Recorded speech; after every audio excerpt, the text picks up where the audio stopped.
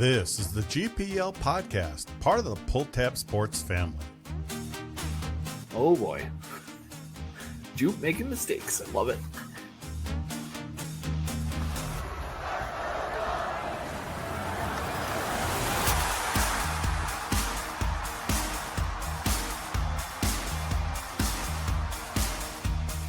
Actually, unmute the mic because I had us muted.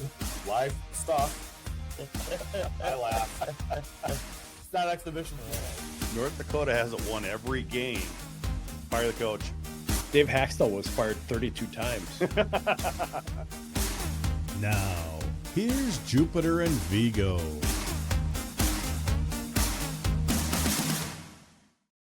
Good evening and welcome to the GPL podcast. What's going on here? I know what's going on. That's going on. There's Viggs. Hi there. I thought we were going like the black business suits like North Dakota might do this weekend. Well, what can I do? We'll mess around here. There we go. Switch us up. Jeez, I forgot to hit one screen and it just messed me all up. Episode 290. Here we go. Viggs. Good evening. You thought you had a hectic night. I just had a hectic night in 30 seconds there. Well, we're getting going now. Just like the Gophers did against BC. It took them a little while to find their stride. And I thought they finished the weekend pretty well. But a lot of stretches in the middle, I think, had Gopher Nation a little worried. Yeah, what do you do? But the streak was ended. I know our guest was amazed how the streak actually works. So let's just bring him in right away. Brad Schlossman. How you doing, Brad? The streak is over. What are the stats you just love? It's one of the most perplexing stats I've ever seen with all the skilled players. I actually saw on Twitter this week, someone broke down every shootout attempt. And when you look at the list of players who didn't score, like, Snuggerud had how many attempts, and it's like, how does that not happen? But I'm not surprised at the guys who broke it. Yeah, I'm with you there. But, in the interview, you asked Ludke about it, Viggs. Yeah. Like, Cooley and Nyes, and they only would have had one chance, Viggs, and they weren't picked that night. That's true. I do think there were some penalty shots in there as well that aren't part of the shootout streak, but also very similar. And I think the Gophers missed those too. Because remember, we were going back to like last person missed a penalty shot. It was like Jack Ramsey, things like that. So I think there were a couple missed penalty shots in there too. So it was just like kind of a long streak of like, oh my gosh, all the skill. What's going on? You've heard Lucky talk about, sometimes the ice isn't so good for these shootouts and guys get a little too fancy. And then what does Mooney do? Just like one of the fanciest moves we've seen a Gopher player attempt and pulls it off just because he's got a little bit of extra moxie and a little bit of extra handles on the puck. Well, I've got your video that you captured from that. Also, a couple words from Bob Motzko. Obviously, great for the people watching, maybe not as much for the people listening, but let's take a listen here.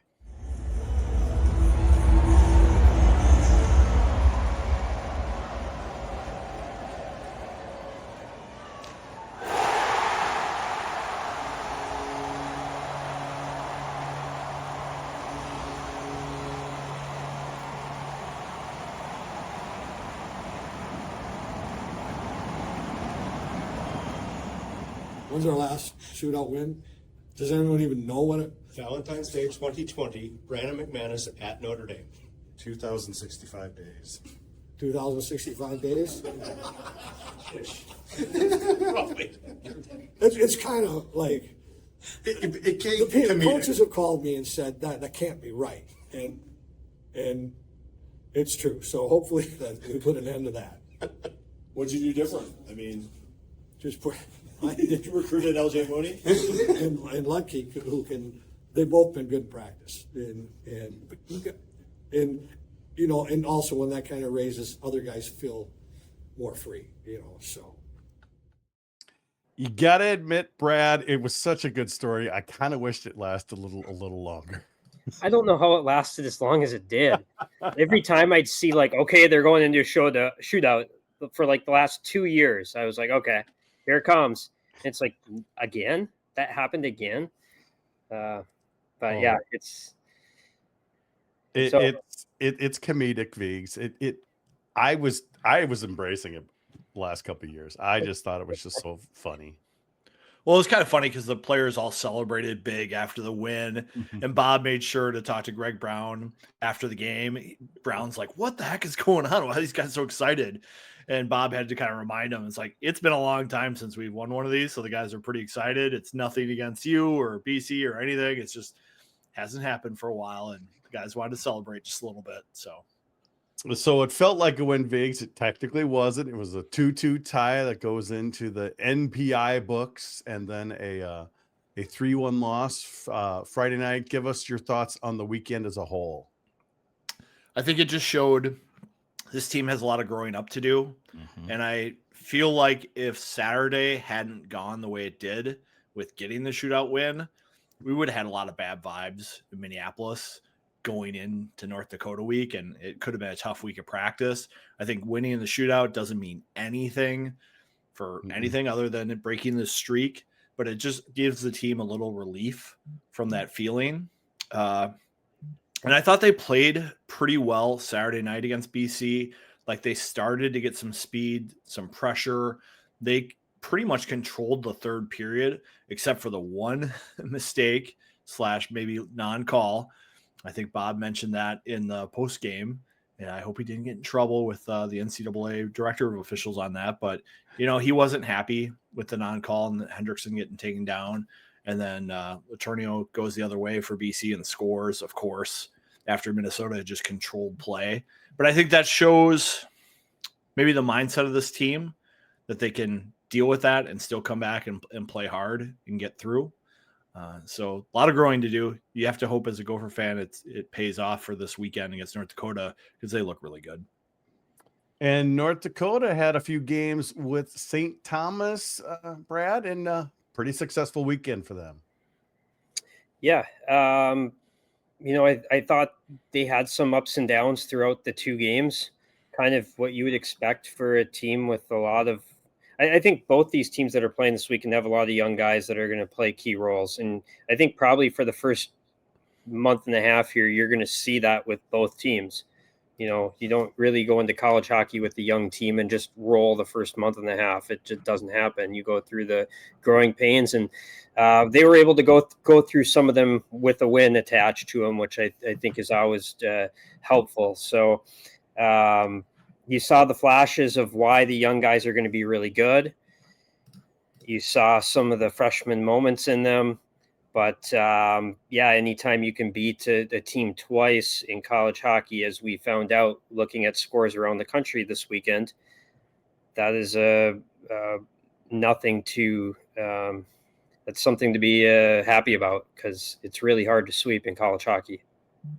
And we'll get into some of the CHL players in our second segment, and even pro players playing on a few teams. But Vigs, he's right. There's a lot more freshmen across the league this year because of the CHL, and these are typically some young guys. I just saw a list today show some of the top players. A lot of them are 17 years old. They're just babies, Vigs. Yeah, and I think coming into college hockey at 17 is a really tough thing to do. Like, we've seen a lot of draft prospects, come into college hockey and struggle, and then want to go to the CHL because the game's easier. So we've seen that happen at the winter break, where teams change, leagues that way, because college hockey is really hard. I think this year is going to be really interesting because all these CHL players are joining the league. They're kind of unknowns. How are they going to fit? How's their year going to progress as they play less games, do more training, have the off ice responsibilities of being a student athlete? Those are some question marks to answer. And I think Minnesota wanted to stick to their traditional recruiting grounds as much as possible for this year and next year, and kind of wait and see that out. Because Bob always says, hey, I like the guys I recruit. I'm not just going to go grab a guy that's an unknown. Whereas, North Dakota's been recruiting a lot of DHL guys and using the portal a lot, Brad, kind of the opposite of what Minnesota's doing. Well, I think what Vigo said is right. Is like if you like your recruits, which isn't a guarantee, but Bob has liked his recruits, and for good reason. You have these guys lined up, and then they come in, right? A lot of times when you're going to the portal, it's either because you're losing guys before you expect to lose them, or because your recruits aren't ready and you have to keep pushing them back.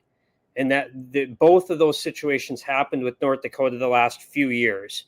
They had the first year, the fifth year thing, they lost like 9 seniors. Some other guys turned pro, and all of a sudden they had 14 spots to fill. And instead of bringing in 14 freshmen, they decided to bring in 7 freshmen, 7 transfers that first year, which would have been 2021. And then other years, they just didn't have guys that were ready to come in, and they had to push him back and say, well, instead of bringing him in and him failing, we're going to bring in a transfer, let him season 1 more year. I don't think that is the design going forward. And I think that's part of the reason why North Dakota added a general manager who's just going to be strictly a recruiter. I think they want it closer to, the Denver and Minnesota model, where you may be grabbing a transfer here and there to supplement the roster, like a Tanner Ludke, instead of, getting a handful each year. I think it's more just to add to your group. So, and then it was a crazy summer. UND ends up, they needed to grab 15 new guys this summer. Or sorry, they have 15 new players. They needed to find 11 of them this summer alone, which is crazy. Usually, like, if you have 15 new guys, who like 13 of them are going to be, because they're already committed, right? And that's what happened in Minnesota. They had these guys committed for a while. They were all ready to come in, and so then they just brought them in. That wasn't the case with North Dakota. They had 4 guys ready to come in, and then they had 11 spots. Like, well, here they go. So they did have to go to the portal to get some. They went to the CHL to get some, and they were able to finish it off. But I do think their future model is going to be closer to what you've seen in Minneapolis and what Denver's done. And Biggs, you've talked about that a lot this year and previous years, that North Dakota's just been a little unbalanced because of all this craziness the past 3 or 4 years. Yeah, I mean, I think North Dakota definitely relied a little too much on the portal to plug holes. And once you start doing that and you start filling more holes with your portal additions, you start to lose your culture a little bit, I think. And I think that's a little bit what cost Bradbury his job, was just losing that North Dakota culture that you would get through recruiting. So, being patient with the guys you can identify early as your guys that fit your program versus guys you like in the portal, and they can maybe keep you your job for another year or 2, but maybe aren't exactly the best fit. And Brad's article coming into the season, where he talks about how Dane Jackson built this roster, like the day-by-day details of how they're recruiting and how they got guys to sign and the reaction of like scouts everywhere and other college coaches was great. And I highly recommend people checking that out in the Grand Forks Herald if they want to get a insight into how this roster was built by North Dakota. Because like Brad said, like, they had so many spots to fill this summer. Dane Jackson flat out said, we could have been bad this year. Like, when the coaching change happens, how it goes this day and age. Everyone is contacting all their guys, and they're saying, come to our program. North Dakota's a disaster. You need to get out. Come here. Here's some money, by the way. And there are a lot of people in their ears. And really, they only ended up losing 1 guy. I know, like, Jaden Perron, Owen McLaughlin left, and I think they were likely to leave no matter what. Sasha Boisvert is the guy who I think he's probably back. If Brad's still the coach, he was very tight with Bradbury. He played with Brad's son in Muskegon. But they could have lost a lot more than that. Dylan James, the Red Wings wanted to sign. Jake Livanovich had pro offer. And other guys were getting contacted to try to leave. And they were first able to hold their rest of their guys together. But if some dominoes start falling, we saw what happened at Northern Michigan. And I know North Dakota is a little different than Northern Michigan, but that can happen this day and age. That's the last 12 head coaching changes we've seen. 6 of them, they named their next coach when they announced the departing coach at the same time, because everyone's scared of what happened at Northern. And I think North Dakota is in a really interesting spot, because I feel like their players are stepping in roles and they're looking like they're making an impact right away. With Minnesota, we've seen LJ Mooney, Javon Moore start to impress. Tate Pritchard's looking like a good, late add to this roster. The defense, though, are a little bit of an unknown. So it's going to be interesting to see Minnesota as they go forward. And I think, St. Thomas is a good team, but I don't think they're quite BC. So seeing how North Dakota, maybe looked against St. Thomas and how they're looking projecting into this weekend, I think is going to be really interesting. Yeah, it should be, North Dakota then goes to Clarkson after that, has Duluth. I would like to see like a full month sample size before we really know what we have, both from North Dakota and the rest of the country. I think we've just seen such a small sample size of everyone. And I don't know if I have any grand takeaways yet, other than college hockey is going to be hard. The player pool is as deep as it's ever been. Everyone's kind of benefited from it, whether they've taken CHL players or they've grabbed traditional recruits who maybe were open because another team took a CHL guy. There were a few teams who didn't and just already had their recruits lined up, like Minnesota, St. Cloud State. Duluth barely dabbled into it, but BC had one. No, they don't have any. No, BU only had one. So, it's fascinating. Pretty fortunate, I think, for Dane Jackson to have these CHL players, knowing Great he needed so timing many. for them. Really lucky for that fan base, because they're pretty excited based on ticket prices I'm seeing. Yeah. But without those CHL players, I think you're looking at a very different roster. No doubt about it. Like, that was really good timing for UND to have that some of those guys available. They ended up getting 3 guys up there. The 4th one had already committed, long ago, but they ended up getting 3 guys up there, and they're going to be impactful players. So I do think, and also it's a region that UND is traditionally recruited. So I do think there's a little bit of a benefit when they go up to Western Canada. A lot of these kids have heard of UND because there's so many North Dakota players that came from that area that they know someone connected. I think one of the first kids who committed, I said, "Have you ever heard of it?" And he said, "Well, yeah, I worked at a camp with Jacob Bernard Docker in Calgary." So there is that familiarity a little bit for North Dakota. Because I think Minnesota was fortunate to get lucky in DePasqua in the portal, because there weren't very many experienced centers available in the portal, handful of goalies. So I think Minnesota was lucky to get those 2 ads. And maybe it's because all the CHL players, it was easier for them. Hard to know, but they got 2 good ones there.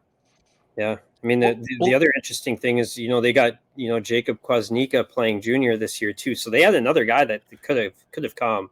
And Maceo Phillips. Yeah. Another player who gets that extra year of junior experience, which Minnesota's had some luck with doing, with having Moore go back, having Hendrickson go back for that extra year. Yeah. It's kind of been a bonus for Minnesota. And I think Kwasnika is going to have a great year in the dub, and he'll come in even more ready next year. You mentioned the goalies there, Vig, with Luka coming in this year. But after, a good Friday night against Michigan Tech, Bob decided to run Erie both nights. And honestly, I think that's the best we've seen from him in his 3 games this year. He hasn't won them all, but it just, something feels different about him. Well, I think he's battling and holding his crease much more aggressively and relying on his technique than last year. There were so many times last year where there's a scramble in front of the net or there's a loose puck, and Erie would basically give away the goal trying to get there and find it. And I thought against all the traffic that BC threw at him, he was very good at holding his ground, holding his post, recovering back into a conservative depth, and keeping the puck out of the net. And I think that's the biggest change I've seen from him from last year, this year. And Bob was pretty upfront about it. He and Ari had a talk at the end of the year. It's like, there are some things you need to work on. Neither Bob or Nathan shared those with me, but I'm guessing it's this crease presence that you have to have, because Ari's a big goalie. He's your 6'4", prototypical pro goalie style. So if he's able to hold his crease with his technique, he's got a good trajectory. And I think we'll see Luka back in net. That's what Bob said. He just liked the way Ari played on Friday, liked the way he played against Tech, wanted to give him a back-to-back to see how he'd handle it. And I think he passed the test. Okay. Yeah. I think that's good, because if I'm noticing it, it must be noticeable, because I don't notice a lot of those things. But yeah, like you said, Luka's going to get back in. I wouldn't doubt if we see him this weekend.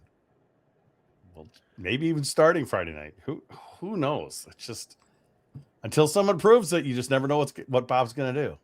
It's hard to know. This is a pretty big series coming up. So, all these games are important right now. I think we've heard a lot of coaches talk about it. Greg Brown talked about it. Bob Mosko talked about it. Dane Jackson talked about it. He's like, these out-of-conference games are critical for your standing at the end of the year for the NCAA tournament, and you can't get the games back. I think I'm quoting your article, Brad. That's exactly what Dane Jackson said. That's what happened last year. North Dakota struggled a little bit in non-conference, and they were swimming uphill the whole year. Frankly, the whole conference was. Mm-hmm. NCAC. Two teams. Very untypical year last year, non-conference. And, I've looked at the pairwise for years, and it wasn't so much a team all the time about how their record was at the end of the year. It was how the conferences did against each other, and then where you ranked within your conference. So if your conference dominates, you're going to get 4 or 5 teams in. Yep, exactly. And the league had a tough year last year, like the first month of the year, and during the non-conference season, Max Plant was out for Duluth with an injury. Artem Schlane was an NCHC Player of the Year finalist at Arizona State. He was out for a month and a half. Cameron Berg was North Dakota's first-line center. He was out. Noah Laba was CC's first-line center. He was out. So there's 4 teams who had their first-line center who were out during that time. Kind of bad timing for those teams. And then once you lose those games, as Dane Jackson said, you just can't get him back. If you stub your toe in conference play early on, you got 24 games, you can maybe make it up at the end. Like, you have maybe your 2 games at Christmas to try to bump it a little bit, but you don't have non-con games in the second half. Especially with all the early departures in college hockey, it's hard to find a number 1 center. There's not many of those on a roster. Yeah. If Minnesota loses Ludke and Clark, it's going to be a painful stretch of the year. You need those guys to stay healthy. All right, Vig. So we need to talk about one of our sponsors here before we move on to our next segment. Gateway Fiber, wiring up the northern part of the Twin Cities there. You got to have fiber. Like, if you're telecommuting and you're doing a podcast and you're using your video, you got to have fast internet. And we rely on it here at GPL. And Gateway Fiber is here to keep you internet skating at full speed. They've been taking on big cable for years, and they've come to Minnesota offering faster speeds, better reliability, and customer service that doesn't sit in the penalty box. We're talking speeds up to 2 gigabits per second, keeping your internet on the power play all game long. Gateway Fiber isn't just another provider. They're on your team. Visit gatewayfiber.com or call 888-201-4339 to see if Gateway Fiber is available in your area, because life is too short for bad internet. Definitely isn't. All right, Viggs, we've got your top 20 for this week in the NCAA. Talk to us about it, and then we'll have it compared to what Brad's was. There is a lot of chaos at the top of the voting. I was kind of rushed on Monday trying to figure it all out. It was a tough weekend, I think, to come back from, because you had so many teams drop games. Western dropped a game. Michigan State dropped a game. Penn State dropped a game. Quinnipiac dropped a game. And then they all came back and won the next night. So it's hard to know what to do with those teams. BU went to overtime, but they escaped. Denver got goalied by Air Force, where they outshot them like 60 to like 15 or something like that. So it's hard to know. I like these teams in Hockey East, NCHC, Big Ten in your top 10. It's just so hard to put them in an order right now. But I definitely think 1 through 10, those are those top teams right now. I was really surprised Providence got skated out of the rink by Michigan.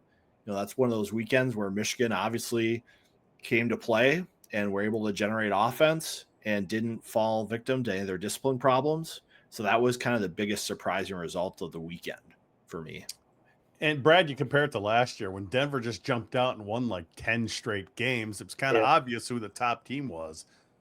But typically every year it's kind of, you just never know. Juggles around. Yeah, absolutely. I had Western Michigan at 1, and the reason why I gave them the nod was because they got hot goalied in that game. Like the shots were, it wasn't like a game where shots were even or they got outshot. Like they dominated the game. So I kind of said, well, that happens. They get a little nod for me. I've actually had Providence a lot lower than everyone else. I think I started with them at 19 this year.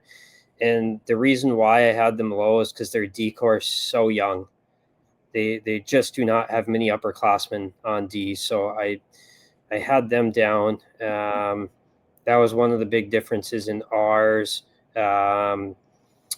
I'm looking at mine right now to see if there's any major differences. We're only a few spots away on a lot of these. I still have Boston University lower. They're a young team. They're very young. They're very young. They have more draft picks than anyone. That 19 is the most in college hockey, and who knows how long. I mean, I can't think of anything like that in recent time. But they have one senior, and that's it. And he played for Nodak last year. Don't they have another player from Nodak? Yeah, they have 2. Yeah. Sasha. Sasha's, and he got hurt. He missed a game. He's back now, but he's a pretty special talent. Well, you're pretty high on Wisconsin, and I don't have. Oh yeah, that's the one that I have way up there. Sorry. Yeah, you're really high on Wisconsin. Their first weekend against Lindenwood, Tassie and Fitzgerald had big weekends, and they had down years last year. Yep. And it just felt like last year was kind of a lost year for Wisconsin at times. They were really struggling. And if those guys bounce back and are feeling good and can lead the program, they're a dangerous team. They do have talent, and they've got good coaching, so they're always a threat. But I just haven't seen it yet out of Wisconsin to prognosticate them as highly as you have. I like picking one random thing so everyone's like, what is going on with this one? I like to do one thing different, and that was the one team I thought, what, they're older on D now. I really like the Osborne kid they brought in from the USHL. They got in a center from the Dub and Oliver Talk. I think they have a good mix of some skill up front and some of the older, heavier players that can lean on you a little bit. So I'm like, this is a pretty good combo. They might sneak up on some teams this year.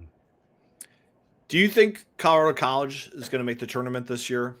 Because I've seen a lot of things from CC that I've liked, but they just can't always put it together. They lose a lot of close games, but they've got good goaltending. They've got some good defensemen. They've got some talent up front. They've got some seniority there. Is this year they make it? Their goaltender, All-American 2 years ago. Last year he went through his struggles. I think he'll bounce back and be fine. Their decor, I think, is solid. They're very young up front. And we'll see how quickly some of those young players can adjust. But they do have some really good players. Max Burkholder is a guy that I think a lot of college hockey fans are unfamiliar with. He's one of the best D-men in the league. So he's a difference maker. I think Brett Link is a guy that could get an NHL deal. big power winger. Owen Beckner is had a great freshman year last year. We'll see what I think they're going to be a bubble team. We'll see if they can bump in, but they are really young up front. If the young guys can adapt quickly, they can make it for sure. I think CC is one of those teams that they need the NCHC to do well out of conference for them. Yeah, to that would shot. help them. That would help them for sure. That's definitely a big factor in whether they can get in or not. Yeah. It would be tough if only 2 or even 3 teams get in again. NCHC needs 4 or 5. Yep. I'm curious. I haven't seen the official USCHO poll. Is Cornell still getting those weird votes anymore? You're gonna make us all look Yeah, right in the middle of the I got show. my email right here, And and they just sent me the poll again. Cornell is not getting any votes. No, they are. They're number 18. Oh, there you go. They haven't played a game yet, though. They have not. Those darn ECAC teams and their academics. Really Really holding them back. That's why Darn. Quinnipiac just runs away with it every year. I mean, they're practicing and everything. It's a joke. They all want to play. Adapt? I They're think student athletes. They can handle the athlete part. I think they're letting their FCS teams play in the playoffs now, though. Maybe that's the first step to letting their college hockey teams play the first month. All right. Sounds good to me. All right. Going back now. Viggs, we had Jack Ramsey on. We kind of talked a little bit about him, and he was sending me messages a couple weeks ago. He's like, WTF, this guy played in the pros. He signed a pro contract. Why is he at a college? I think he's got a pretty good beef here, Viggs. I think the NCAA is bending a bit too much. Well, I'm sure Brad knows this better than I do. Yeah. But I think what's happened is there have been a lot of basketball players who come up in systems in Europe where they get paid like pros, and then they've been able to come to NCAA basketball. So when they've had this situation with a few hockey players that have a similar compensation, they were just like, we've already crossed the Rubicon on this, and we have to let them in or we'll get a lawsuit and lose. But I think it makes no sense if you're a player in North America and you sign with a North American Pro League, like that is the line for me where like you shouldn't be able to come back. So it doesn't make any sense to me, but legally the NCAA is not in a very good spot. Brad, can you all the correct me? NCAA does is lose, Brad. Yeah, I think so. I the guys who played like on ATOs, I kind of understand that one. Like, so what the ruling is essentially is that they didn't make enough money to be over actual and necessary expenses. So this is kind of like if you're a tennis player at North Dakota and you go play in a summer tournament and you win it and you get a $300 check, you can keep it because it's like, well, that doesn't cover your expenses. It just is. So there is like a level of that. And I totally understand the ATO ones. Like they're probably getting almost nothing. They're there for like 6 days and then they get home. The 4 guys that played a full year, that one confuses me a little bit because it's hard for me to believe that they didn't exceed actual and necessary expenses. That one but apparently that is the ruling, that they did not make enough money in the ECHL to cover or to be more than actual necessary expense. Now, the second thing I'll say is I don't think this is going to be super common as this goes on, because the guys who did that, what happened was they played in the CHL, they aged out at age 21. And what happens when you age out of the CHL? There's only You one. gotta go pro. You got to go pro. Or you go back to college. Sport. Yeah, But one or the other. And so these guys go pro. These guys will now just go straight to college in the future. But for these 4 guys, that wasn't an option when they went to pro. So I really think this is going to be an anomaly, because I think in the future, that's what's going to happen. I think the NCAA is looking at them as like they played in the CHL, they aged out, they played 1 year of college. Here you go, they're sophomores now. Because these guys aren't freshmen either, by the way, because of the entry age that makes them sophomores. But I agree, it's strange, but I don't think this is going to be super common. I just think like you've opened up this window now where some of the guys who turned pro and left early may get to pro hockey and say, oh, this isn't for me. Maybe I could go back at winter break and finish out a college season for somebody. You know what I mean? Like maybe a Connor Kurth gets to Syracuse is like, this isn't what I want. I want to go back to Minnesota to help me get a championship. Or Oliver Moore doesn't make the Blackhawks, so he's in Rockford. And at midseason, he's like, oh, I want to come back. You know, I just worry the NCAA is like setting themselves up for some of those cases that don't seem that different to me than the ones that are in play here. Like these players would still have eligibility left, and they're not getting paid a ton of money in these leagues. I mean, I need to double check this, but I think it's a pre-enrollment rule, because I was asking people, does this mean what year is Jimmy Clark? Junior? Yes. Does this mean Jimmy Clark can go and sign an ATO and play 5 games with the Iowa Wild at the end of this year and then come back? And the answer I got was like, no, because it's a pre-enrollment rule. So again, I know these are weird rules. I don't myself understand them all, but that was my question. Are we going to see a bunch of college guys sign ATOs and then come back? And I was told no.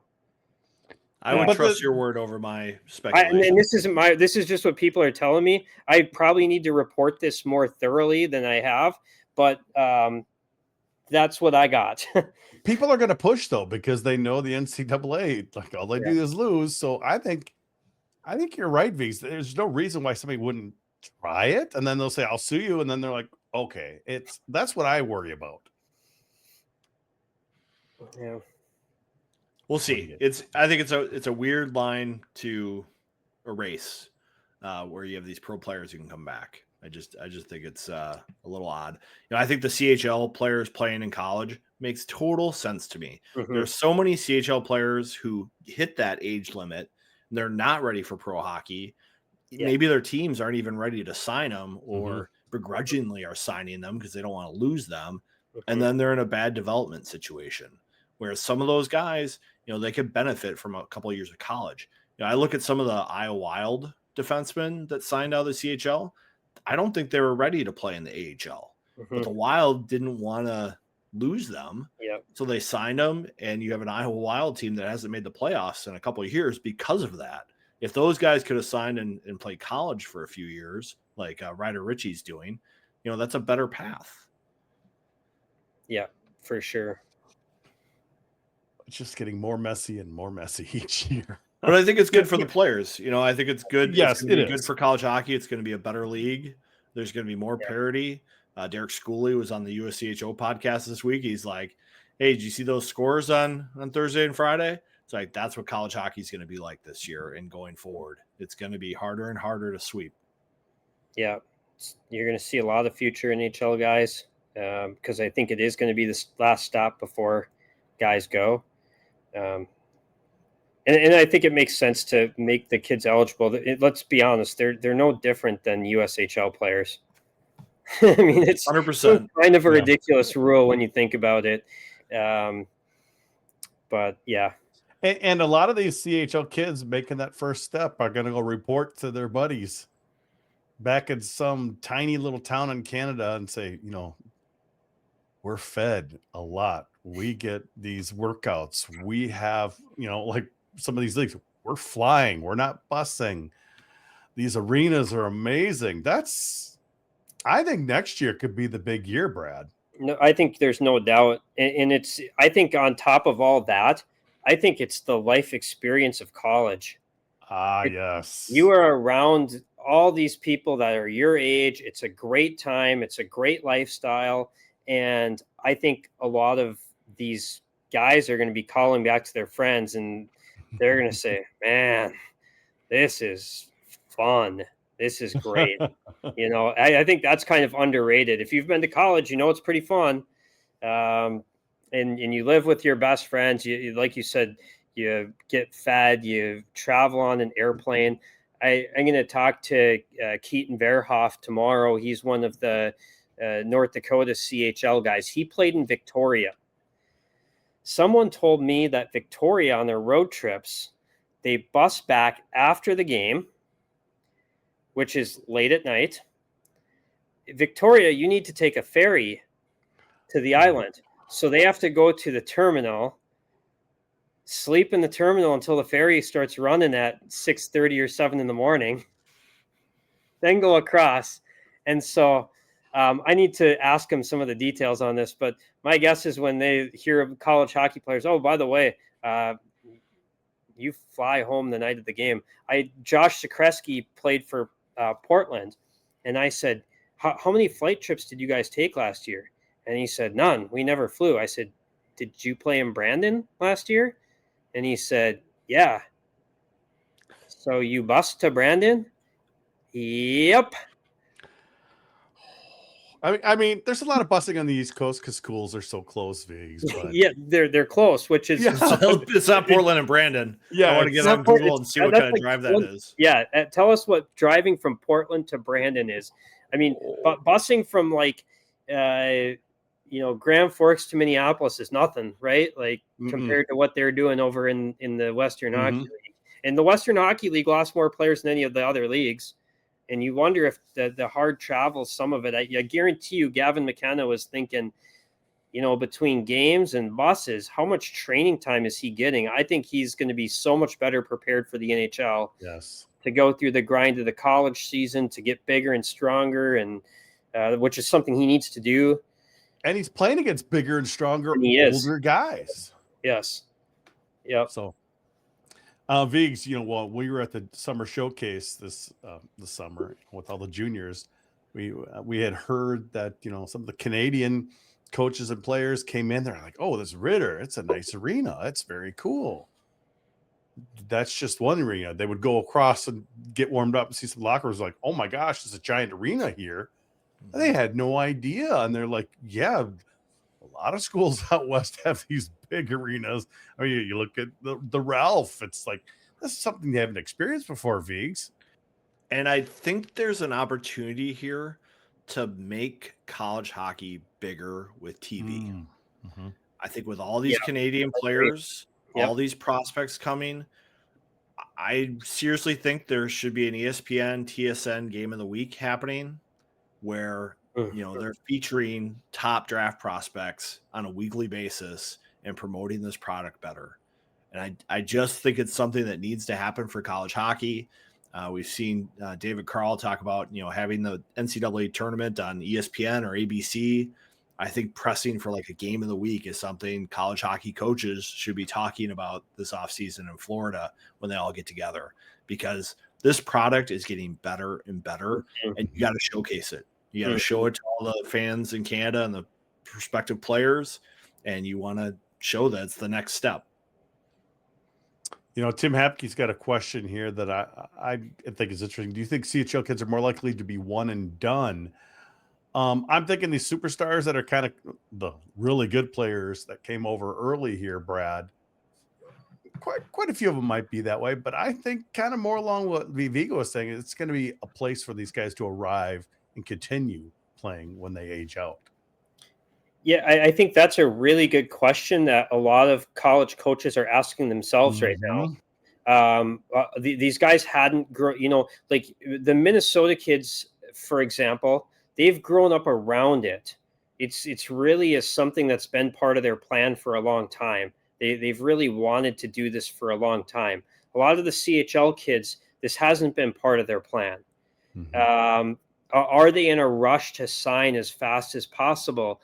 Or are they going to be more like the USHL kids, where when they get in, they see kind of the data of how guys transition to the NHL and how guys' career paths have gone and what are the most successful, and say, hey, you know what, actually, I'm going to be here 3 years.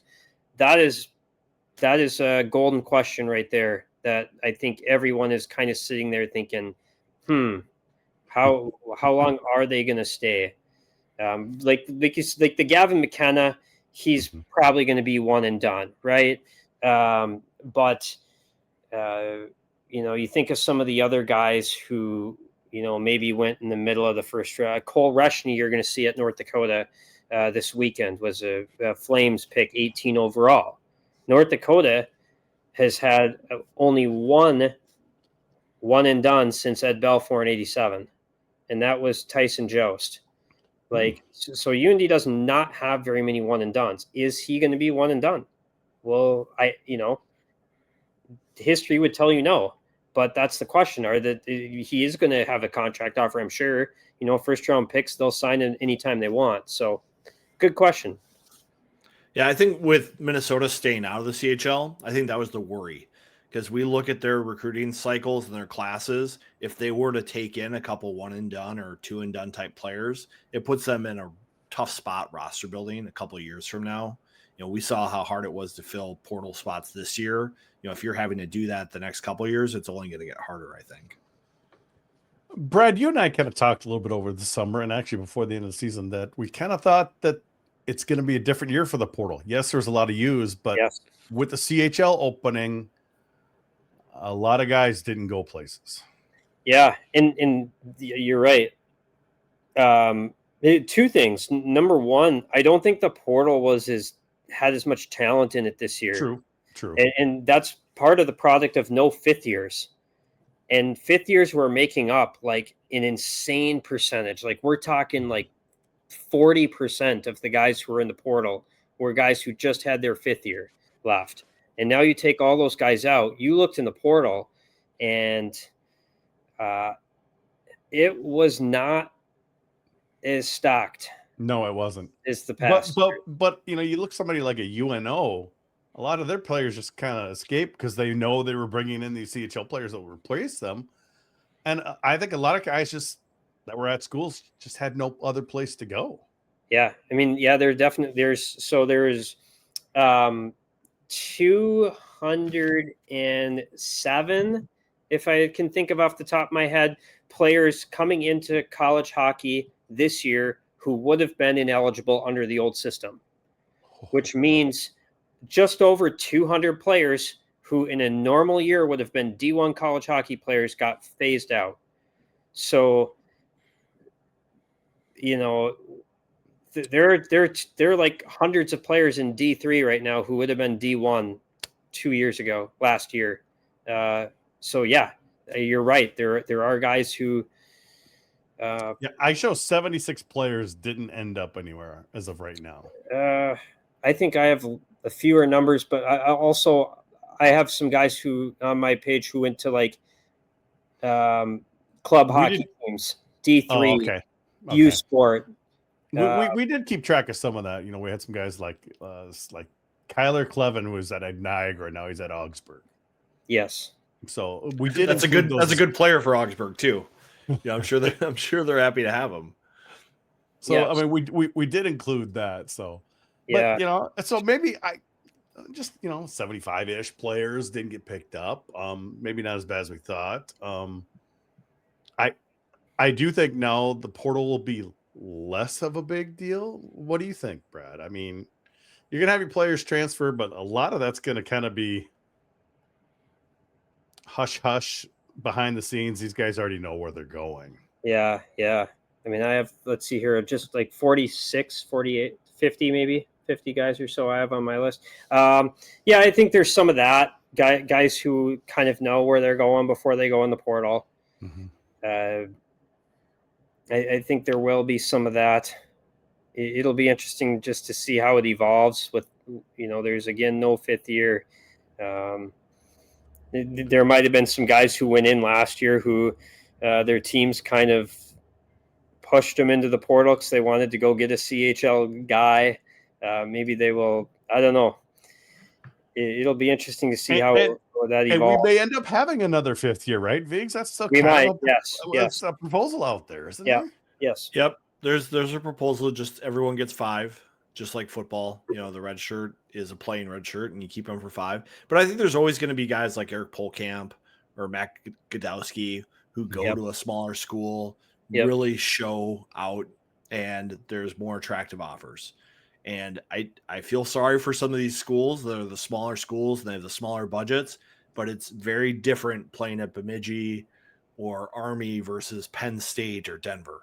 It's totally different life experience. So it's hard to fault these kids for, having such a great season, saying, oh, maybe this is a better spot for me. I'm sure for some players, when they make that transition, it might not be the best fit for them. But when they get that opportunity, it's really hard to fault them for taking it. And I've talked to some Atlantic hockey coaches, and they're just like, they sell it to recruits, being like, hey, we might not be your first choice, but we're going to give you a lot of ice time, a great role, and opportunity. And if you really are the player that you think you are, and you think these other schools have disrespected you, show them with us. And if you still feel disrespected by them, you can stay with us. But if you want to go somewhere else, you'll have the option. One thing I never really thought of, Viggs or Brad, one Andrews, with Godowski going to Penn State, how did he accomplish that? He was at a military academy, and there's duty and there's a lot of other stuff going on there. Is that part of it at all? Yeah. So you sign after your second year, or sorry, your second going into your third year. So the service academy kids have to make their decision after their sophomore year. Good So to that know. was his decision year. Do I want to? If he came back for his junior year, he was signing up for his service afterwards. So this was the year he had to leave before his service kicked in. I remember Air Force had a goalie named Shane Starrett, and he signed with Edmonton after his sophomore year. And again, it was the same situation where he was going to leave before he had to sign in. Okay.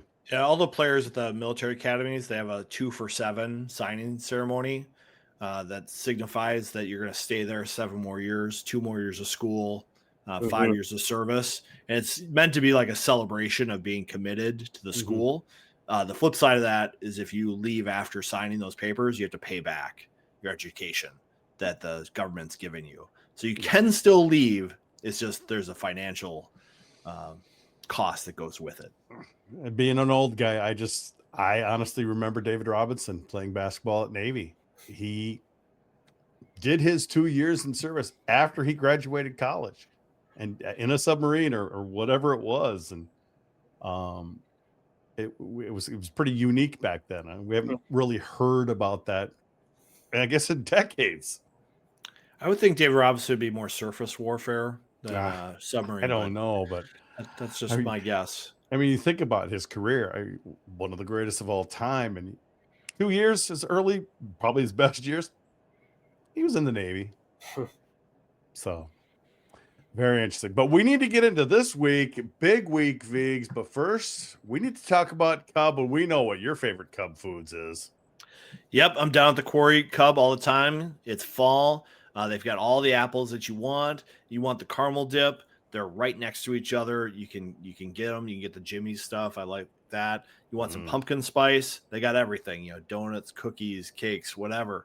Cub's your one-stop shop for everything fall. Whether you're baking, hosting game day, or just craving a cozy night in, Cub has the flavors that make fall feel like fall. So swing by your local Cub. They're one of us. They support us. They support PJ Fleck, the Gophers, all things Minnesota. So shop Cub, shop happy.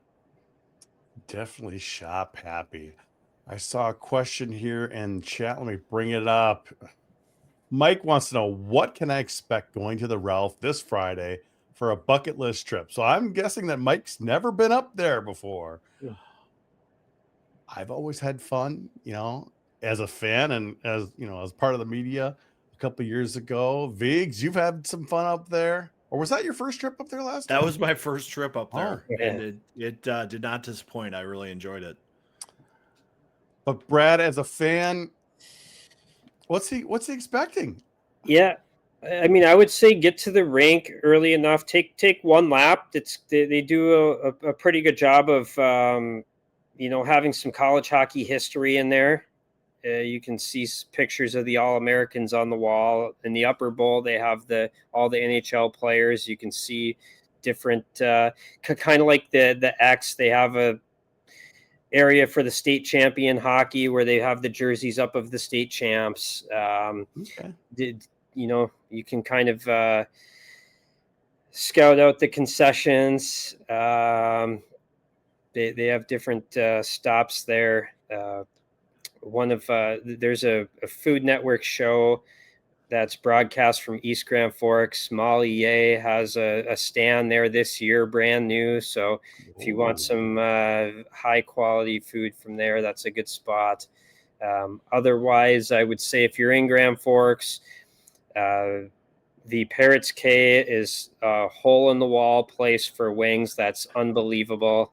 They're a little bit messy. They're a little messy. Yes. They're messy. You guys Bring your win. napkin. Good. Yeah, we win. did. We did. Love it. It is a total hole in the wall dive bar. If you like that Saturday. kind of scene, which I love, that's a good place. Darcy's Cafe for breakfast. Red Pepper, you can get some late night food from there. And if you want, you can go to the Olive Garden. It is located in Grand Forks. The Olive Garden. We have the Olive Garden. I still remember. So for those, I'm sure a lot of you remember the famous Olive Garden review that was in the Grand Forks Herald, written by Marilyn Haggerty. She just passed away in the last month. Kind of cool. The Olive Garden sent flowers to her service, which we thought was a nice touch. They were very kind to her. It was actually a Gopher fan who DM'd me the night that story went up. And he said, this is about to go viral. And I said, oh no, like there's a swear word in the headline or something, like someone, and so I'm like quickly scan it. Like, where's the swear word? Where's the swear word? Like and I don't see it. I'm like, okay, I'm going to read it slowly. So I read it slowly again. I'm like, what am I missing? And so I finally DM'd him back. I said, what am I missing here? And he said, dude, she reviewed the Olive Garden. And I said, yeah, she reviewed Taco Bell 3 weeks ago. Like, what she does. That's what she does. Yeah. That's what she does. But this one hit it off anyways. So if you want to go to the world famous Olive Garden, it is located in Grand Forks. And I'm seriously considering doing it Saturday afternoon, even if I have to go by myself. Or Brad, you can meet me there. We'll have some breadsticks and some food, and we'll review it ourselves. Just have there we go. fun with it, because we've all had our Olive Garden. Some people are snooty and it's like, oh, it's just no. Just enjoy the time. And I would say that for anyone going to Grand Forks, don't be a jerk to fans, and they usually are not jerks back to you. Just have fun. And we've seen it both. We've seen it both. I mean, we've seen jerk fans, and we've talked with Frank Mazzacco, and he was treated so badly up there by the fans.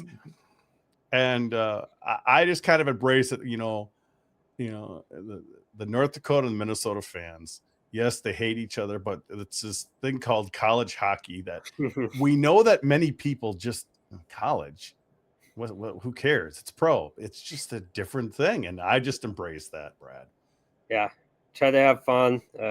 Find the people who love college hockey. You love to have a good time with some good-natured banter. That's what I enjoy. Yes. The good-natured ones. Those people have sometimes I look over and see those people are having a lot more fun than everyone else right now. So I don't know. It's a great series for college hockey, for the sport.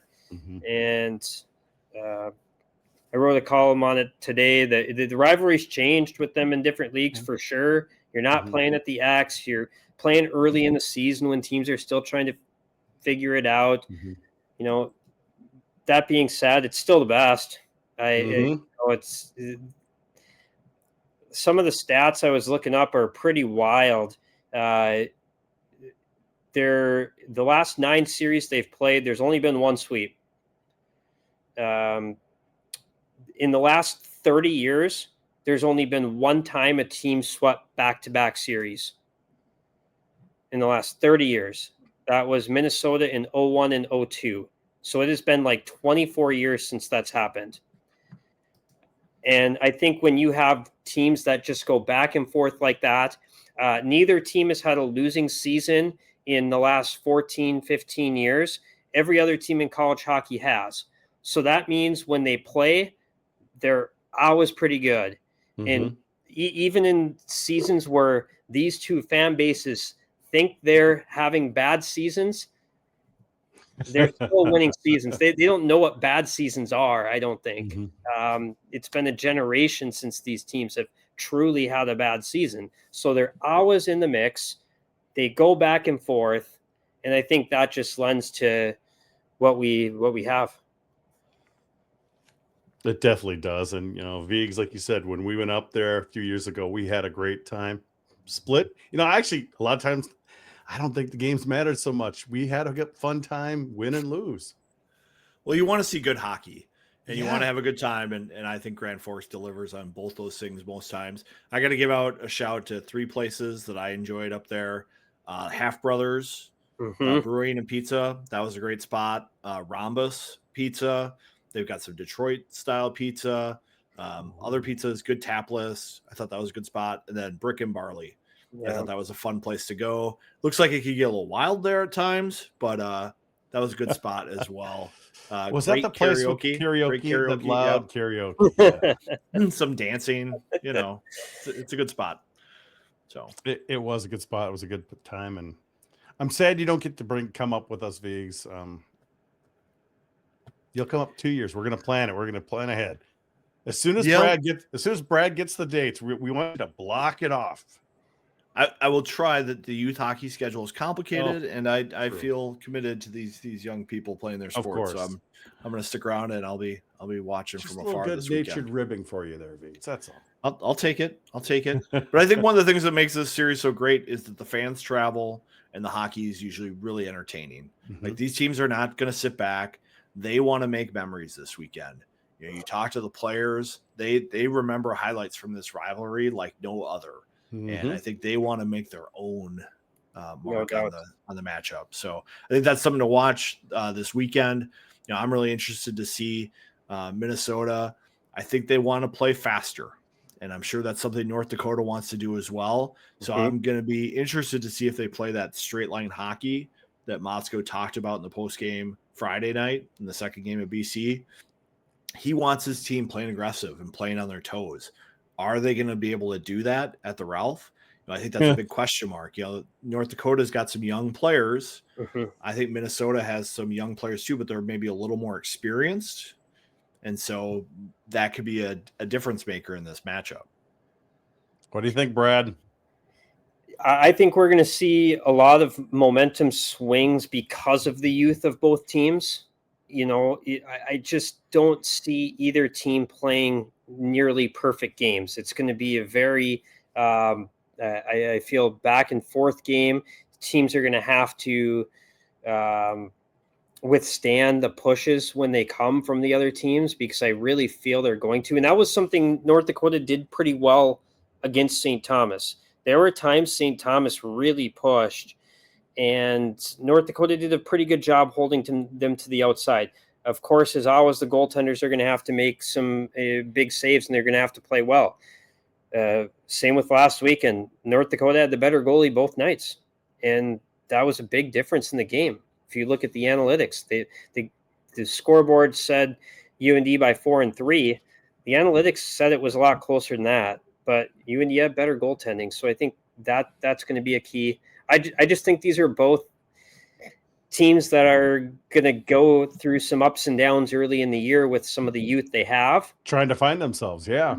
And honestly, this is probably a great series for both those teams to have to play, because if you can play in this game, there's not another game the rest of the season you can't play in, because and not an environment either.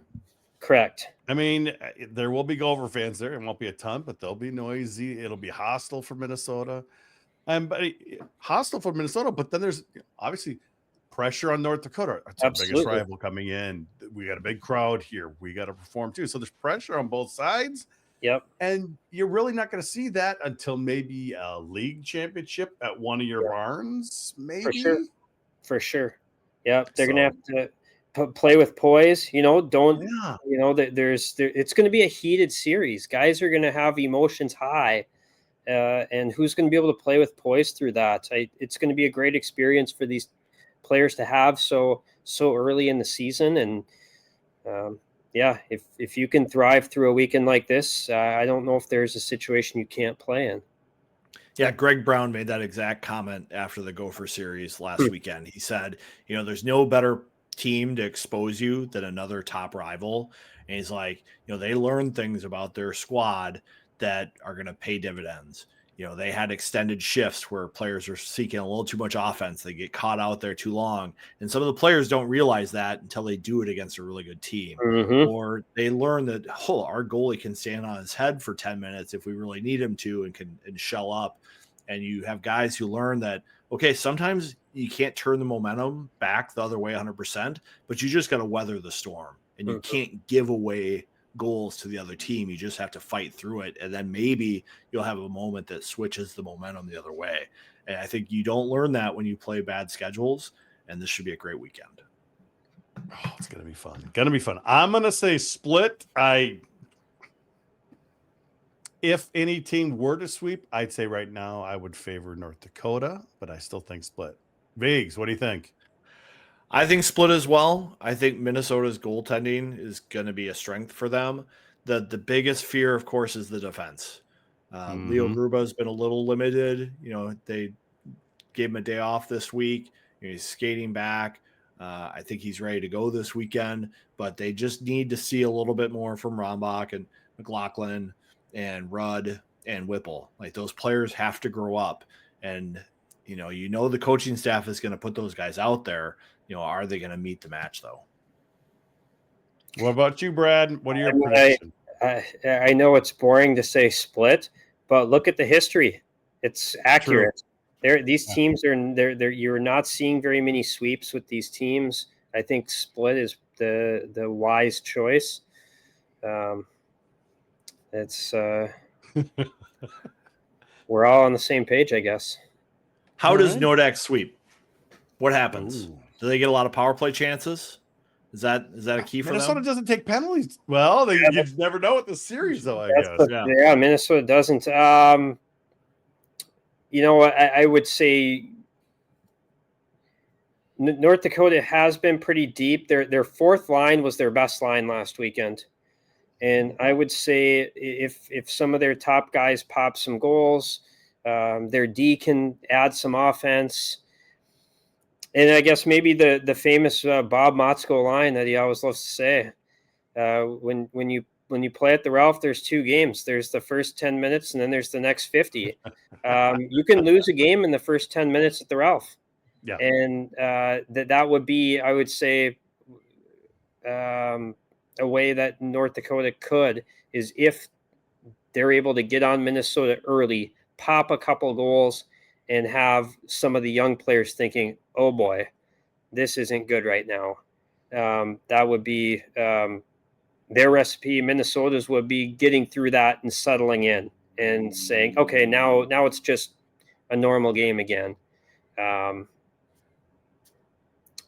So I love it, Viggs, because either way, it's good for on Minnesota's part, to get those players like McLaughlin and Rombach on the back end, that experience, that pressure, because there's going to be a lot of pressure. There always is with North Dakota. Yep. So. Yep. All right. You stay for a little overtime here, Brad? Sure. All right. Anything else from you, Viggs? That's it. Looking forward to the weekend. Let's go. Well, thanks, Brad, for coming on as always. I think this is your 6th appearance on the show, so we appreciate Good time. Appreciate you coming back, and now that's a 4-year contract. We're gonna obviously have you back again, and I would love to see these two teams get in the same region again. It would be fun because then we can get you back on again. So looking good, feeling good. Let's go this weekend. All right. Well, that's going to do it for the GPL podcast. We'll be back next week to recap this big series in North Dakota and preview the series with Duluth. For those of you watching live, stay tuned for overtime. For the rest of you, we'll catch you next week on the GPL podcast.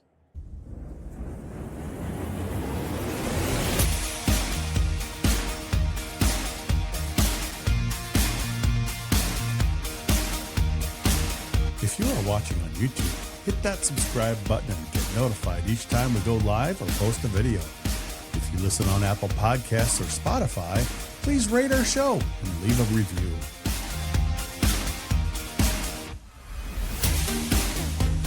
For those of you watching live, you know what's next. It's Vigo's Beverage of the Week. It's time for overtime.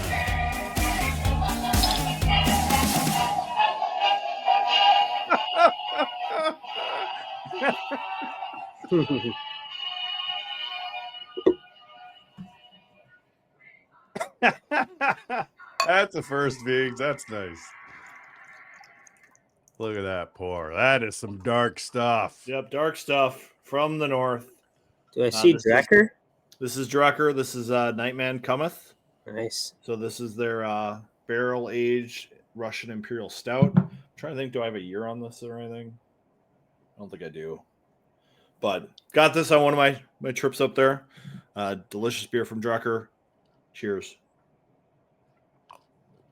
Cheers to you, Viggs. That's good. It's good. Drucker does a good job with these. They're famous for their sours and things like that, but I think they make a good Imperial Stout. So, cheers. If he wants to know where he can get one of those, Matthew Dietz there, Viggs. This thing or the Drucker? And maybe stocking that. I don't know. I'm trying to clean up my basement. Todd Molesky has had the pleasure of staying in here one time, but I haven't finished the out living room part down here. So I've been going through some bins and I tracked that down. So thought I'd bring it out tonight. Very nice. Nice touch there, Viggs. Yeah, I had to bring that Molesky bit back. You know, Dave Hackstall was fired 35 times or whatever it was. Oh, boy. We're so used to North Dakota struggling a little more in the beginning of the season, and boy, they turn on you fast up there, Brad. They just want everybody fired. Yeah, I mean, it's even at the end of last year, I think there's only probably 2 programs in the country, maybe 3, where they'll fire a coach who never had a losing season and had, 5 league titles in 10 years, but you missed the tournament a couple times and that'll do it. You're hosting. And that probably made it even, it was every time they hosted were the years they missed. Mm-hmm. Right. Mm-hmm. Like it was a lot of those times. And that in-between year, you made it, but you're sent to that little hole in St. Louis. Yeah, that's right. Yeah. Oh. Yeah. Brad, do you get the sense like the boosters and supporters of the program are so frustrated about missing those home regionals that they just put a ton of pressure on the school to make a change? Because I sometimes go back to Glenn Mason at Minnesota. Yeah. He just got Minnesota kind of going, and they blew a game that the boosters thought they should have won because they had just gotten a taste of what the program could be like. Mm. They had some huge upsets. I think they beat Michigan one year. They beat Penn State. They're on the up and up, and then they drop that game and they get convinced, this is so frustrating as a booster. I don't want to give any more money. And they kind of force someone to make a decision because of that. And it's not really a rational call. Yeah. I think all of a sudden Brad Berry became a bad coach. I didn't hear that were there people upset in emailing stuff in? Yes, but hey, if they lose Friday night, they'll do the same thing, right? Like, so like, were there some of those things going on? I'm sure. But I do think it was probably the athletic director making a decision that, he sat on for a while. And he mentioned something. So we asked him like when, kind of trying to get a timeline on this after it happened. And I think, the season ended, and he said he spoke to Brad Berry, and he didn't like how the conversation went. I think he wanted, maybe a different plan for how things were going to change. And, he didn't really expand on it. So I don't have some of those details, but I think that was part of it. And, It was weird. It just felt like such a huge risk because you didn't know that the CHL players are going to be available at that time, right? Well, they did, because the announcement came in November, so you knew that they were, and it was a huge risk. Like, you could have lost a lot of players, right? Like, along the way, and like, let's say if like Dylan James leaves and Jake Livanovich signs, and now all of a sudden everyone's in, EJ Emery and Max Swanson's ear, and all of a sudden you're like, this team's not going to be very good. And you go start recruiting players, and they look and say, who am I going to play with? It can go bad in a hurry in this day and age. So it was a risk. There's no doubt. I think hiring Dane Jackson probably mitigated that. And, I know the athletic director, he said he met with a lot of the players during the week. And the other thing I know that happened is a lot of the guys who had played under Dane Jackson were contacting the athletic director on his behalf. And when you have some of these guys, especially some of the big name guys that they've had in the last 20 years, saying, that's your guy, that's your guy, that's your guy. If you go against that, you better be like 100% certain you've got a home run, because that's tough. And the reason I know all these guys were contacting them is because half of them would call me afterwards and say, I just called him and told him this. And so, well, I think you had that article that came out right after the hire with all these alums who were just like, Dane Jackson's a great coach. I love him. He's a hard guy. He's a North Dakota guy. That's the ethic. That's the mission statement of North Dakota hockey, is what he's teaching. Yeah. And that was those were the guys I was hearing from during this process, and the athletic director wanted to hear from people. That was the interesting part. He really wanted to hear, especially from guys that played. He wanted to hear from a lot of guys. Sometimes, the athletic directors just don't want all the outside noise. They're going to sit, they're going to interview. The athletic directors actually welcomed the feedback. They wanted to hear from everyone and hear their thoughts on exactly what, not necessarily always who, although they did want to hear that, but they wanted to know what elements do you want in a coach and things like that. So they were obviously going to move quickly no matter who it was, because of the portal. The longer you wait, the more time you have these other programs working on your guys. So like in the football world, like, what is Penn State thinking in football? Like, when they fired James Franco with that huge buyout, and now they have all these recruits. Isn't it like 50 all this million? NAL? Yeah. It's just an insane decision. And when you have all these universities crying, wolf about their budgets and how much they're having to revenue share and cut costs. And this is what we have schools doing. Like, maybe Wisconsin's going to be in the same boat. Like, you look at their football schedule the next couple of weeks. It's not getting any easier for Luke Fickell. Nope. There. It's a weird time in college athletics. And I worry about this private equity coming in. It's just going to be messy. I think what also kind of made the whole North Dakota thing weird, though, is you guys are hosting a regional. You had a lot of staff in Fargo. Wasn't that kind of a crazy? That was probably the craziest week I've ever had at the Grand Forks Herald in 20 years.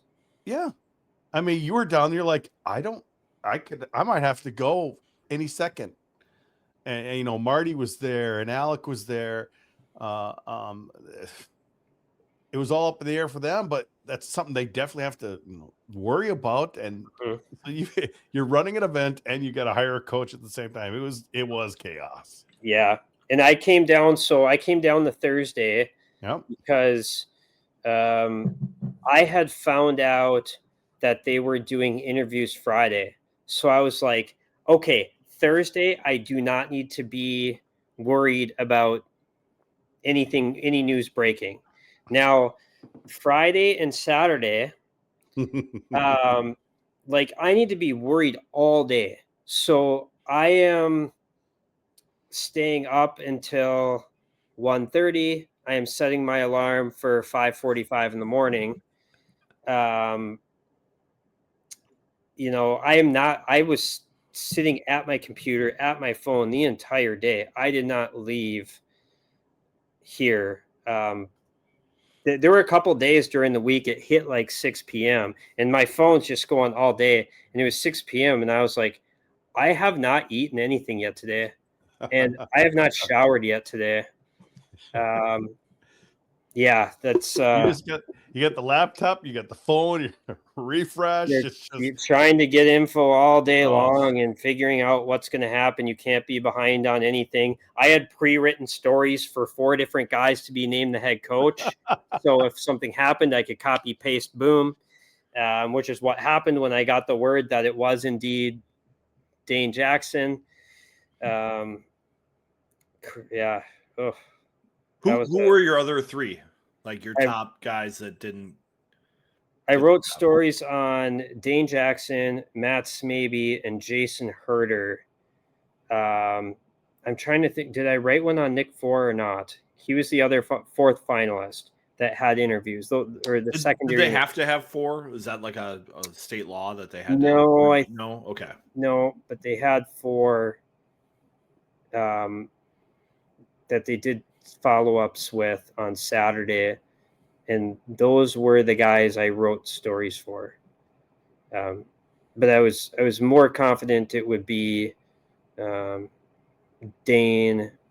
Matt Smaby, or Herder.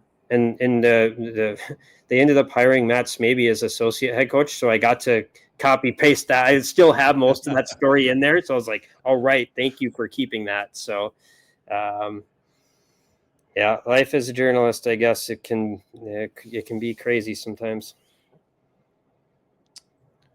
I saw that Bjorn had a question here about the new MPI. Typically, even with pairwise, it was a first week of January thing. So, well, they would have it earlier. Like they need teams to beat each other before true, but they could even calculate it. Yeah. So this year, maybe now that teams are beating each other, it's going to be easier to start calculating this formula sooner. But it doesn't really mean much until probably Christmas break. Yeah, Thanksgiving maybe. Thanksgiving sometimes. Yeah. Once they need the Ivies to start for sure, of course. Well, they don't play enough non-conference games, so they're kind of isolated. Yeah, that's true. You know. Franklin but they do need to be included, I think, in the calculations. For sure. Franklin buyout is roughly equal to the entire budget of Division III football. Gosh, that's insane. What are we doing? Well, who's the soccer guy? That's Taylor Twellman. Taylor Twellman. I totally agree. What are we doing? It's out of control. I think the older I get, the more I realize there are some people with more money than probably is good for them, because that's the only way things like this happen, is if a donor steps forward and says, hey, I'll write that check, or a couple say, I'll write that check. It's like, why couldn't you write that check and pay for all the revenue sharing or the Olympic sports or endow these scholarships or something? Instead, it just and goes the school to can one go guy. pay what they owe instead of somebody else bailing them out. Right. It's baffling to me. Yeah. But I always think Steve Miller had the good quote when it came to George Gwasdecki getting fired at Denver. He's like, if Denver's going to fire George Gwasdecki, any school could fire their coach based on 1 year or one trend rather than relying on good coaches to figure it out. You know, there's just not a lot of patience because the risk and the money is so great these days. Yeah. And that totally changed recruiting, where gentleman's agreement went out the window. Yeah. I think it changed, how coaches recruited, the aggressively, the crystal ball recruiting that we saw. during that era, coaches were out trying to save their jobs. Yeah. And it was different than college hockey had been up until that point, where I think coaches wanted to honor their offers to players a little bit more as well. And now you see players who have offers and they get deferred a year, and then they're playing club or D3, which is challenging. And now you have all these CHL players. It's never been harder to be a D1 hockey player.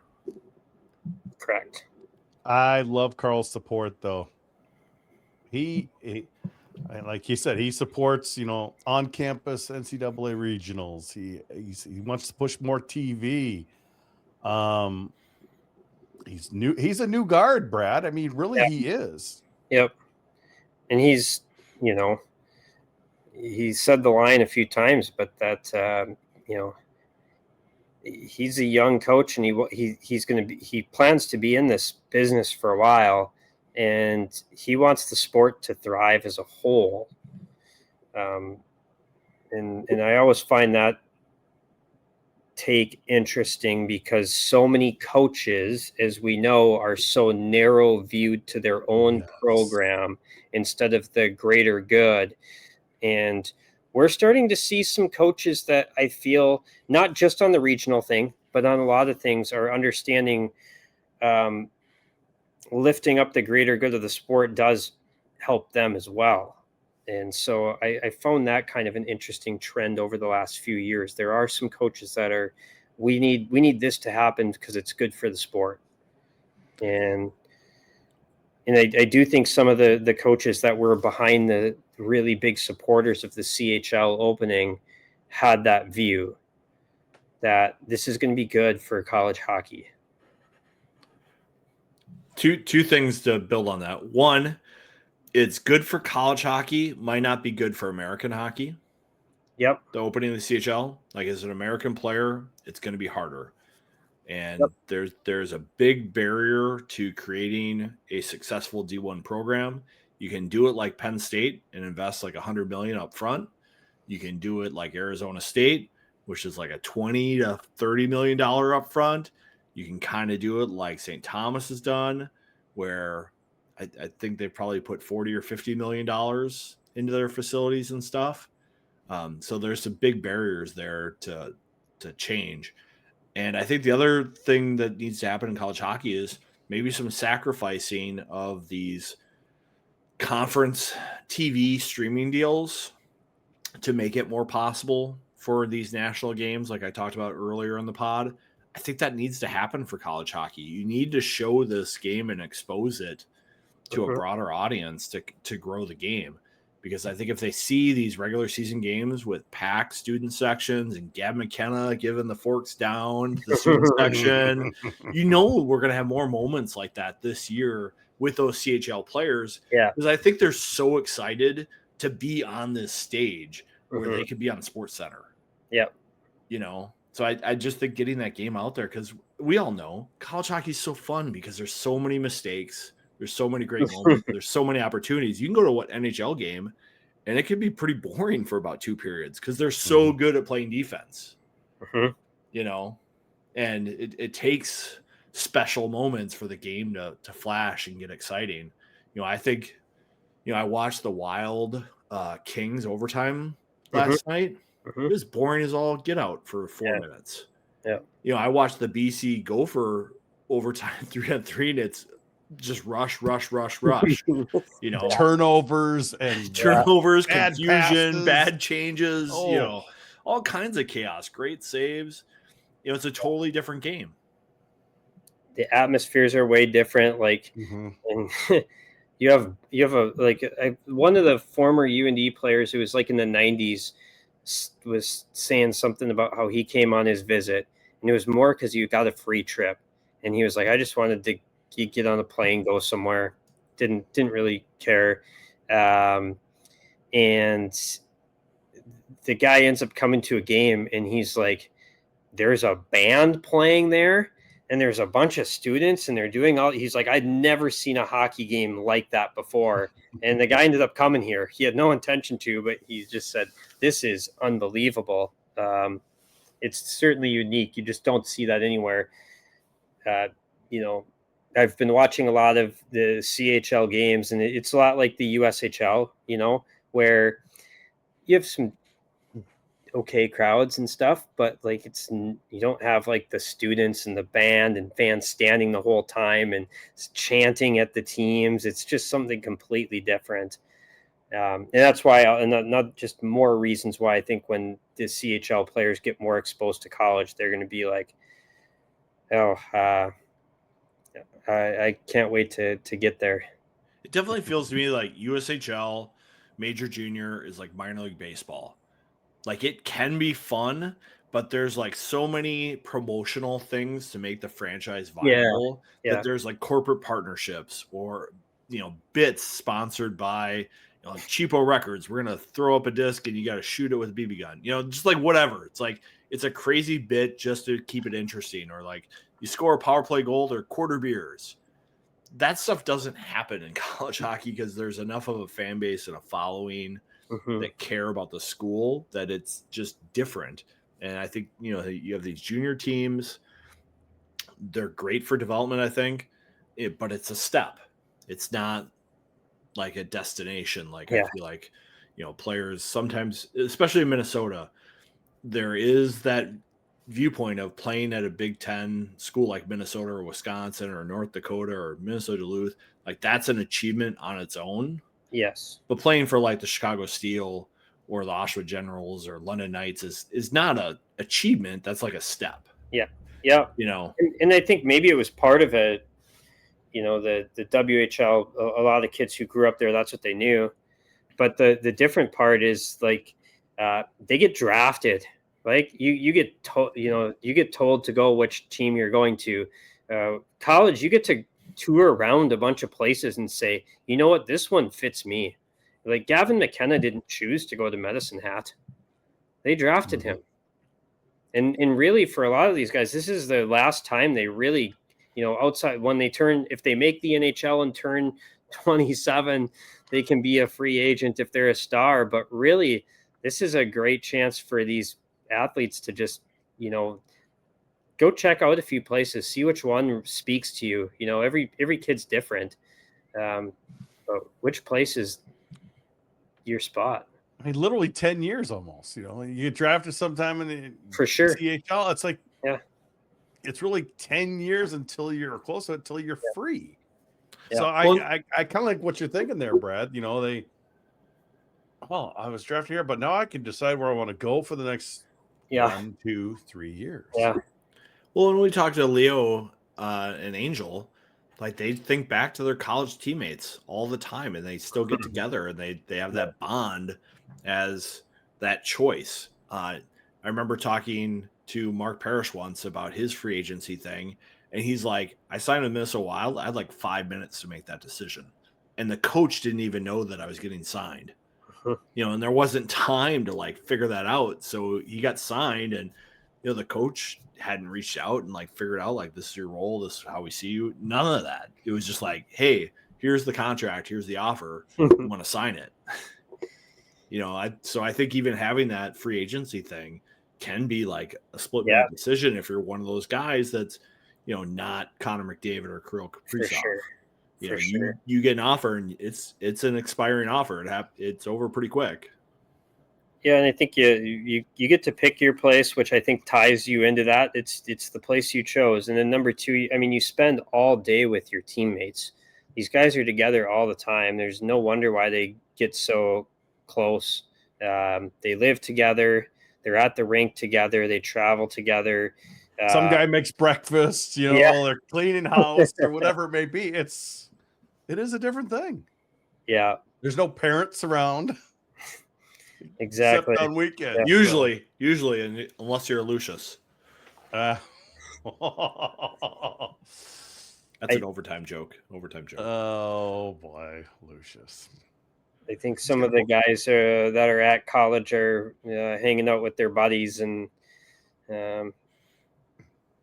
sending texts and snaps back to their old teammates who are sitting at a house with a strange billet family that they don't really know, and they're thinking, "Oh man, that looks really fun." So I think that's a big reason we're going to see even more guys come, is because they're going to find out what the entire experience is about. In media, we just keep talking about the player development opportunities, which is a big part of it. I think that's why they're first coming. I think that's why McKenna and Verhoff and Reshny are coming. But I think the next wave is coming because they're going to find out what college is like from these guys on top of the development. So it's going to be really, it's going to be great for the sport. It's an exciting time for college hockey, no matter what team you're a fan of. I think a lot of these teams are going to have intriguing players. But I do agree, Viggs, you need to get some kind of streaming or television thing figured out if you want to grow. Right now, everything is so provincial for every conference. Except for ESPN Plus has grabbed a few. But that's kind of a Hockey East ECAC thing, because ESPN is a Northeastern kind of company. And I think there's probably a lot of people who work at ESPN who are like, hey, let's get these deals so we can get the games. You know, I'm sure there's some of that going on. Whereas NCAC Big Ten is definitely more Midwest West. And I think those deals are going to be harder to figure out. But I really think it'd be great for college hockey to figure that out, where they get games on ESPN, TSN, on a weekly, bi-weekly basis as much as they can. Because there have been a couple games that go on TSN over the years. But I think having a consistent production crew that would go on site and almost make it like a college game day event for college hockey would be a great investment. Like if I was talking to College Hockey Inc., I'd be like, okay, you don't have to talk to all these schools about how to stay eligible and be in the path for college hockey. Let's start working on this. You know, it'd be great exposure. How was the feeling in the NCHC losing the CBS deal? Very mixed. Okay. I got a lot of reaction on both sides. So some people needs to be on TV, like should be on TV. It needs to get back on TV. Other people were like, I subscribed to NCHC TV, and these games got blacked out, and that was so annoying, and it angered me. No more blackouts. Everything on NCHC TV. I love this. So it's very like I saw both. I got both reactions. I think 100%. If you're already paying for NCHC TV, you should get those CBS games. That makes no sense to me. Why they would do that and but just it's the same thing for Big your Ten. fan base. It's like Minnesota United. You know, with Apple TV, every season ticket holder gets access to Apple TV for all the MLS games. Like it comes with it. So like if you're a season ticket holder for an NCHC team, you should get NCHC TV. You should get CBS games on NCHC TV if you're that kind of person. Those are your most passionate fans, and they support the growth of your sport. Why would you make it harder for them to watch a game that's already struggling? Well, I'm guessing CBS is the one that they want the ratings, so they don't want people to, hey, if we're going to broadcast the game, we want people watching CBS instead of streaming. But the new Nielsen big data ratings include streaming now. Oh, do they? So that shouldn't be an issue anymore for them. Like as long as you figure out a way to do your advertising across all the platforms. Because, you know, sometimes you watch a streaming service, you see different ads that are broadcast. Yeah. As long as they can figure that out, the ratings for the game with this new Nielsen big data thing are supposed to fix the streaming issue. Because, like, now the Netflix shows can be compared to, like, CBS shows. Yeah. Yep. You know, they get the same ratings. They're in the same ranking. Well, so that problem should be out the door. They've figured it out. I mean, the church school shooting happened. We were on vacation, so I'm like, okay, let's tune in to stream on WCCO so I could hear what's going on with the shooting back in August. And when they go to commercial breaks, we were getting local commercials because we were outside of Salt Lake City. So I mean, it's Odyssey, you know, whatever. They seem to figure it out. I mean, I was getting local commercials. There's got to be some. They figured it out on radio. Like you can't figure it out on TV and streaming video. But I tell you, when I watch an Alaska Anchorage game and I get local Anchorage ads on the stream, that makes my day. That was so good. It's like when I want to go rent a VHS tape in Anchorage, I'm pretty sure I know where to go because I think they were supporting college hockey. Or where to get those 6-wheeled vehicles, those little RV things. Exactly. Anchorage was so far ahead of the game back then. They I were miss- streaming long before anyone. They was. were, Like and you could go to the 2010. college hockey games and then come home and watch an Anchorage game because it was just starting. Man, I kind of miss the Seawolves being in the league. It's a fun one. Oh, we did some live broadcasts, streaming, not video, but audio, and quite a few beverages happened during those games. Mistakes were made. Remember the ones where Frank and Doug would try to call them from back in the cities right away? I think they went up there and then they were calling them from the cities. That was they picked up that stream and they called it, and they had this little tiny monitor and they couldn't really see it very well. But gosh, there was another time where they were doing something similar. And I remember this because I believe Chris Withers, who now produces Chicago White Sox baseball exclusively down there in Chicago, he was doing Fox or FSM back then. They weren't getting the audio feed. So they were just seeing the video, no audio. So he was trying to mix in crowd sounds, but it was crowds from a baseball game. And every once in a while you hear the hit on an aluminum bat or something. Oh man. But you know what? They figured it out. And now it just seems like TV is so hard. They can't figure things out. I'm like, what are we doing? I don't know. BTN Peacock games. You know, I would say those those Peacock streams are very good. It's a high quality. High quality. Has figured it out. Like all those Premier League games that they do. Yeah. Like they do streaming probably better than anyone. I remember watching that game last year right down here, and they had full surround sound for a college hockey game. It was wonderful. Yeah, to hear the sound of the hockey really, kind of around you, it was just they do a top-notch job.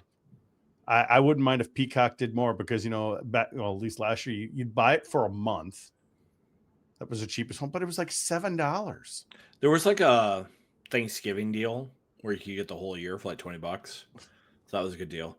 Like a Black Friday kind of deal. But I think one of the things with Notre Dame is they have such a national audience that they like having that kind of situation because there's so many Notre Don't people who are, you know, how do you know that somebody went to Notre Dame?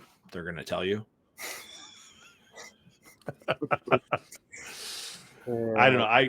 I think it's the best deal out there. I mean, like you said, you can pay the $8 for a month of it, catch up on any Peacock shows, whatever you need to catch up on, and you get it for a month.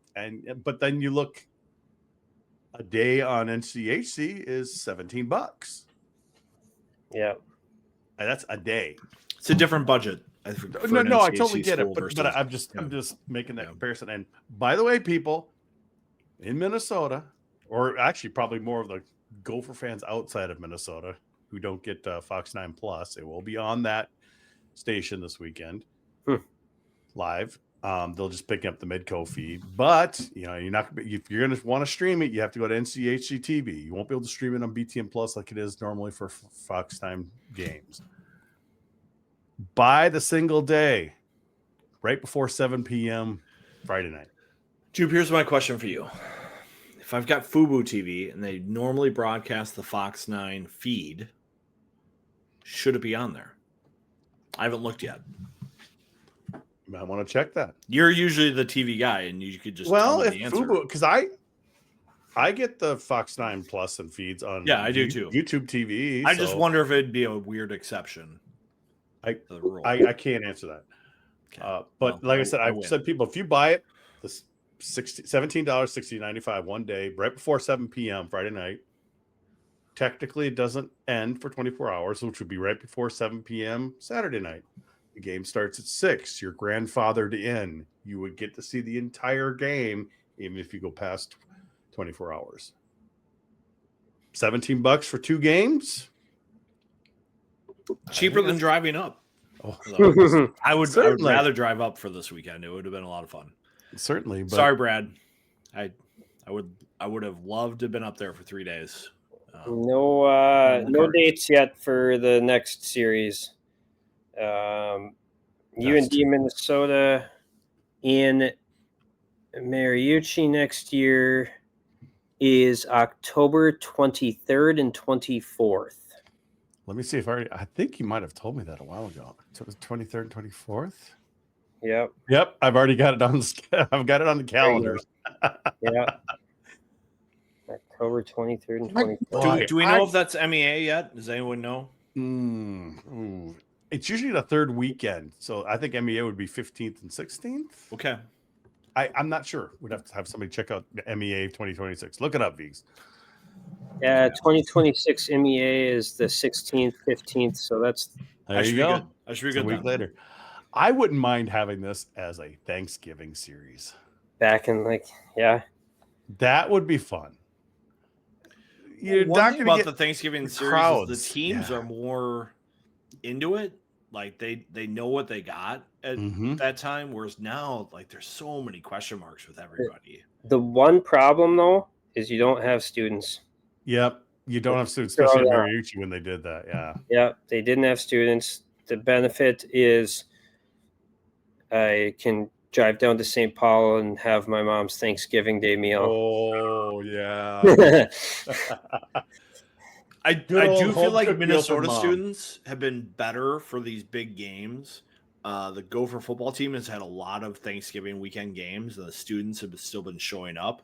I think if you had like a North Dakota on the schedule for Thanksgiving, you would still get a pretty good crowd. I think one of the reasons the Gophers maybe didn't have a good crowd for BC was homecoming. That was tough planning. Students were there. Students were there, but I think parking Oh, parade, was a pain for Friday. yes. Thursday is always a hard night for college Yeah. hockey in Minneapolis. So Did I see Not they ideal. closed University Avenue too? One of the nights. on Friday Yeah. at 6 It was o'clock, closed I at think 6. they closed it. Yeah, they closed it right at 6 for the 6:30 parade start. The game started at 6, so any late arrivals was probably hosed for quite a while. Challenging. Hmm. I made it. You know, I wish Thanksgivings were a little better. They were pretty good for the college hockey showcase leagues. I remember they some were. full houses when Right. Michigan would be in town or Michigan State. I mean, well, that series started in Thanksgiving and it was at the Civic Center. And they would get good crowds. So it's just, I don't know. People just, they want to hang out. We try to get them excited on our Wednesday night show before Thanksgiving where I drink heavily. But they don't want to show up at the game. They just want to see me drunk on the podcast. It's a niche audience that we have when we love It you. is. We love you. So You know, University of Minnesota account retweeted our YouTube tweet, and we went up by about 30 subscriptions on YouTube today. So that was excellent. Nice. If you're watching us on Twitter right now, go over to our YouTube page, subscribe, get notified when we go live here, or we put a 10 seconds short of Javon Moore. Got like 5,000 views in a day or so. Just a short little video, and that's we're trying to put We're up. trying more to get to content. 1,000 subscribers by the World Juniors. That's my goal for our little podcast. Are you going to try to cover that, Brad? Yeah. It works out great. Go have Christmas with mom, sister down there. Go over to the first week of games. I can do all the preliminary rounds. Then the quarterfinals and semis, UND's hosting Mercyhurst, so I'll come back for that series. And then if US or Canada are in the final, I'll probably come back down for that. So We're hoping. both are. We're thinking we're both going to be in, but it's our first time. Yeah, that's actually, I covered the World Juniors when they were here before Ovechkin? I started on the UND beat. What's that? Was that Ovechkin? Yep. Crosby. Yep. Ovechkin, Crosby, Malkin. the Canada team had Crosby, Patrice Bergeron, Jeff Carter, Mike Richards, Dion Phaneuf, the Blackhawks D-man, Seabrook, Shea Weber.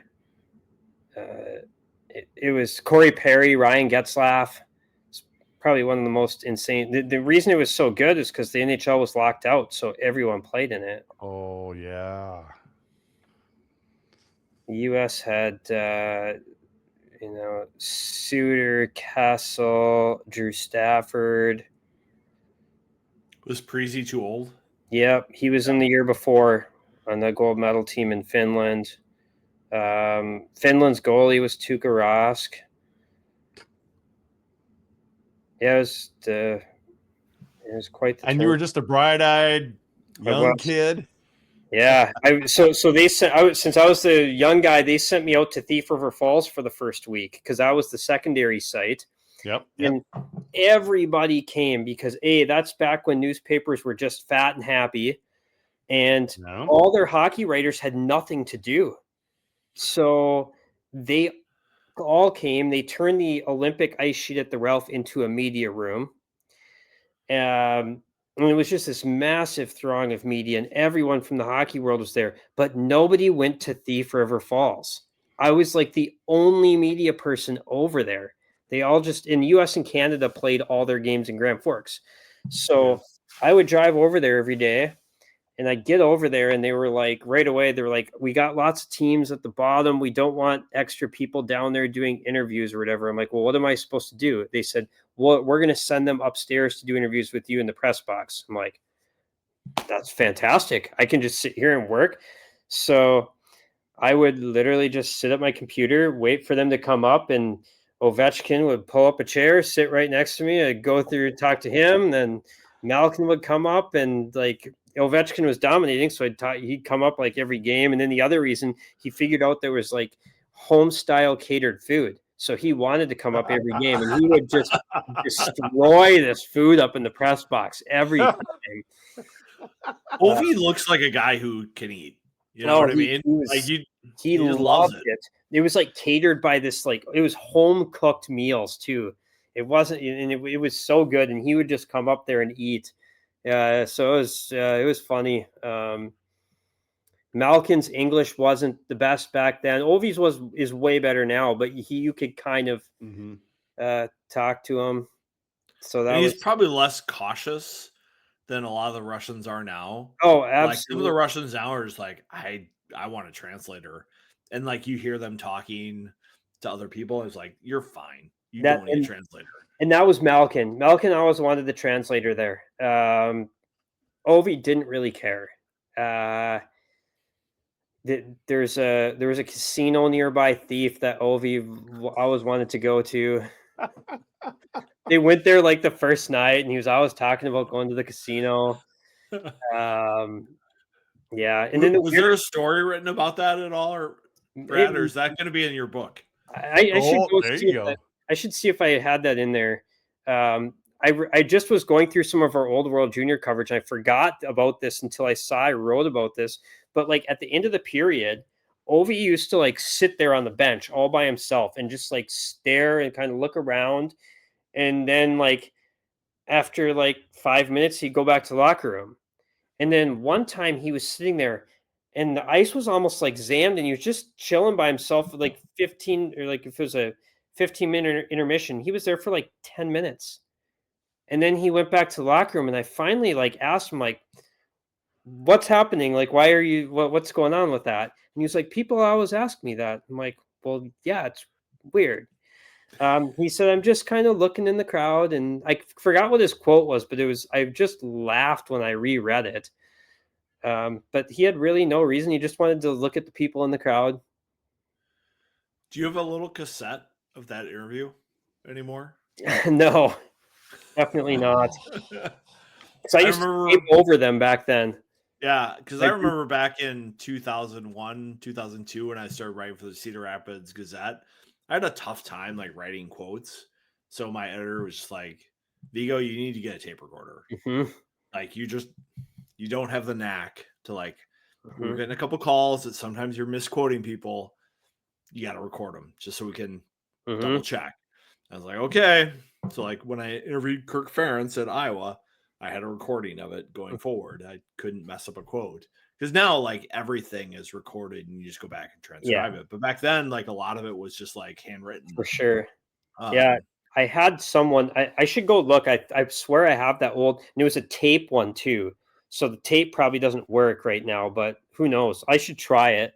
See yeah, what happens. See, I might discover some old interview on there. I don't know. because we could do a 30 for 30 on OV in Grand Ovi at Forks. Ovi and Sea Forever Falls. We could figure out some casino person who has a memory of Ovi coming to the table and playing You, you know, it's craps funny. or roulette or blackjack. They played their exhibition game in Grafton, North Dakota, at this high school rink.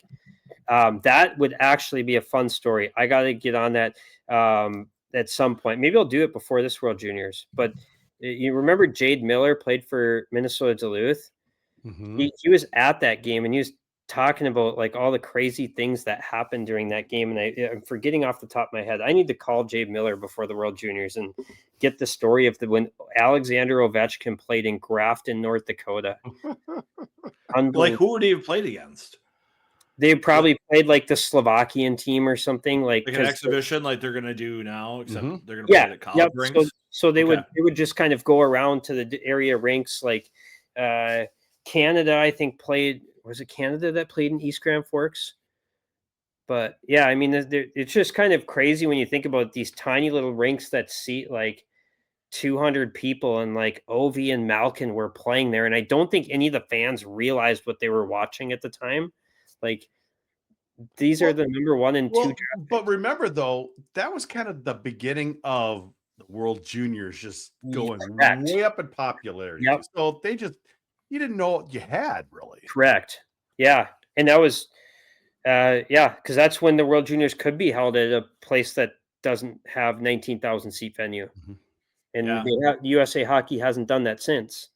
So Yeah, I yeah, remember I was like a sport card collector like during the 90s. And so like Eric Lindros, Jaromir Jagr, Paul Correa, like those were the players I was like, oh man, they dominated at the World Juniors. Like they're gonna be this. And it's like I could barely watch the games. I could just maybe get some highlights here and there and read the hockey news and just be like, oh man, I can't wait to see these guys. And like Alexander Dag, just he's gonna be dynamite. The World Juniors was such a thing at that era, but it was also such a mystery. Like mhm. you couldn't get a full feel of it like you can now. Last I 15 years, maybe Oh, it's 10 been years. crazy. I remember the 90s though, too, because I remember, the Gophers would lose some players for a couple weeks. They'd get killed somewhere. You'd have no idea what's going on, really. You never know what's happening, and they'd Yeah. come back. Andy Brink, somehow would make a World Junior team as like a Yeah. college golfer turned hockey player.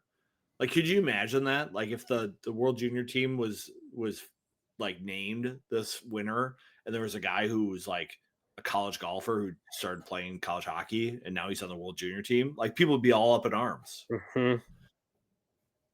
It's a different Like that world. would probably be a good story about It's a Andy different Brink world. It's making like the team.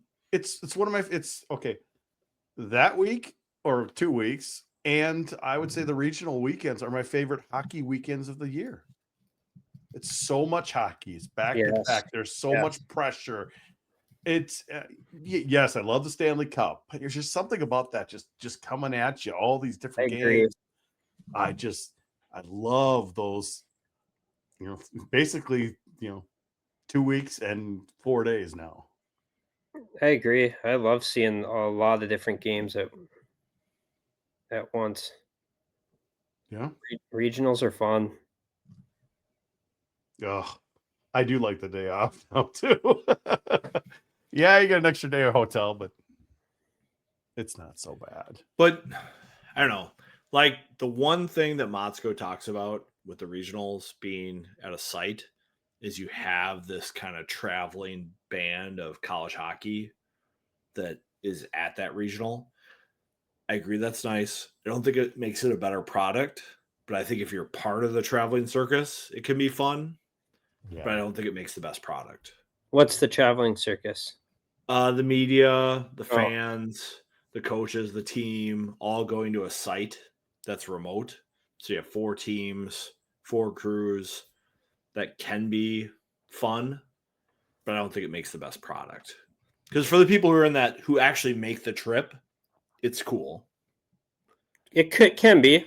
It can be if it's nice. Were you guys in Grand Rapids in 2013 or 2012, whatever year that was? No. No. If you go to a weird site, I probably would have. Like I'm not ever going to Allentown. I'm never going to Providence. I'm never going to what's the Colorado Loveland. I'm not going to Loveland. Regardless, and we get credentialed for these things. Like we're not even, and we're trying to cover it, and we might get compensated for it. Yeah, I was in Loveland this summer. I stayed there on my way back from our Big West trip.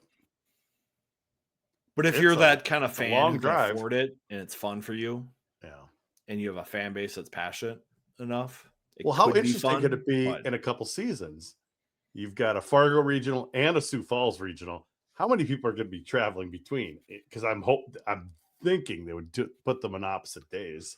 Yeah, they could make a lot of sense. You never know. True, you don't. Because it's Loveland and Sioux Falls out in this part of the country this season. Fargo and Loveland next season, and then Fargo and Sioux Falls.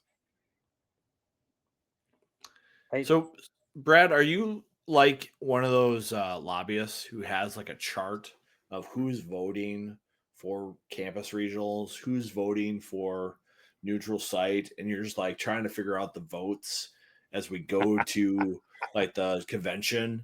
You ever watch The West Wing? The West Wing where they're preparing for a vote, and they're like, we got to flip 4 of these votes over to the side for it to pass. There's just too many coaching staffs out there that, I'm not sure, what they would say. I do think the first time I wrote a column about this was, I think, after that Grand Rapids regional, where I was like, the UND played to go to the Frozen Four against Yale. And the crowd, I remember I want to say in my story, I wrote that it was the smallest crowd UND had played in front of in 7 years. I'm like, that cannot happen. It's your biggest game of the year and your smallest crowd of the year. Can't happen. Mm-hmm. And that was a regional that had, you had North Dakota and Minnesota at the same regional, and nobody came. And that should tell you this is messed up. You can't, and when I first wrote the column at that point, the amount of people that were agreed with me it was not a high number. The number has raised quite a bit since then. It's not obviously not to where it needs to be, but there has been movement. And we lost quite a few coaches this offseason that were more of the old guard. Yes. 11 coaching changes in all. That is the new record, by the way, for college hockey in one offseason. The old record was 10. This year there were 11. Most of them were retirements. I know, Max here. Too many Atlanta coaches with equal votes need to work. No, they just... Yeah, you think some of those schools would have hosted when they've... you guys have all figured this out. Some of those schools have had good seasons, and then they've had to go somewhere weird. I think it's... You know what could have... I don't want to say what like a Quinnipiac feels, because I don't know. I've never talked to Rand about this. But I always thought, like, if there was a situation where the year that they won it, I think there was a regional in Fargo. Yeah, that was the one. Yeah, Minnesota was that one. Okay. North Dakota didn't make it that year. Correct. But North Dakota was very close to backing in. Had they won that overtime game in the semis, I think they would have beat CC and gotten in. And guess Mhm. what would have happened? Minnesota might have got sent out, or they, yeah. Yep, Minnesota would have been gone, and Quinnipiac, they were a number 1 seed. I forgot what overall seed they were. Their reward for their amazing season would have been playing UND first round in Fargo. And I think that's what's going to, if there's some team out east that has an amazing season and they're a 1 seed, and a UND team backs in as a 4 seed and just beats them in front of that raucous crowd, they're going to say, that's messed up. Like, we should have, we earned a number 1 seed and we have to play UND in Fargo. Then someone's going to say this needs to change. But they don't see the issues we see out Mhm. west. Like, I think it's insane that we are going a decade. Well, what state produces most college hockey players? Minnesota. It's not Minnesota. close. Not even close. And we have set up a system where Minnesota is basically shut out from the possibility of hosting a regional. It has not had a regional in a decade. Well, how insane is that? What if Massachusetts didn't host a regional for 10 years? Do you think people out there would say, okay, this is messed up? Probably. But we don't see it.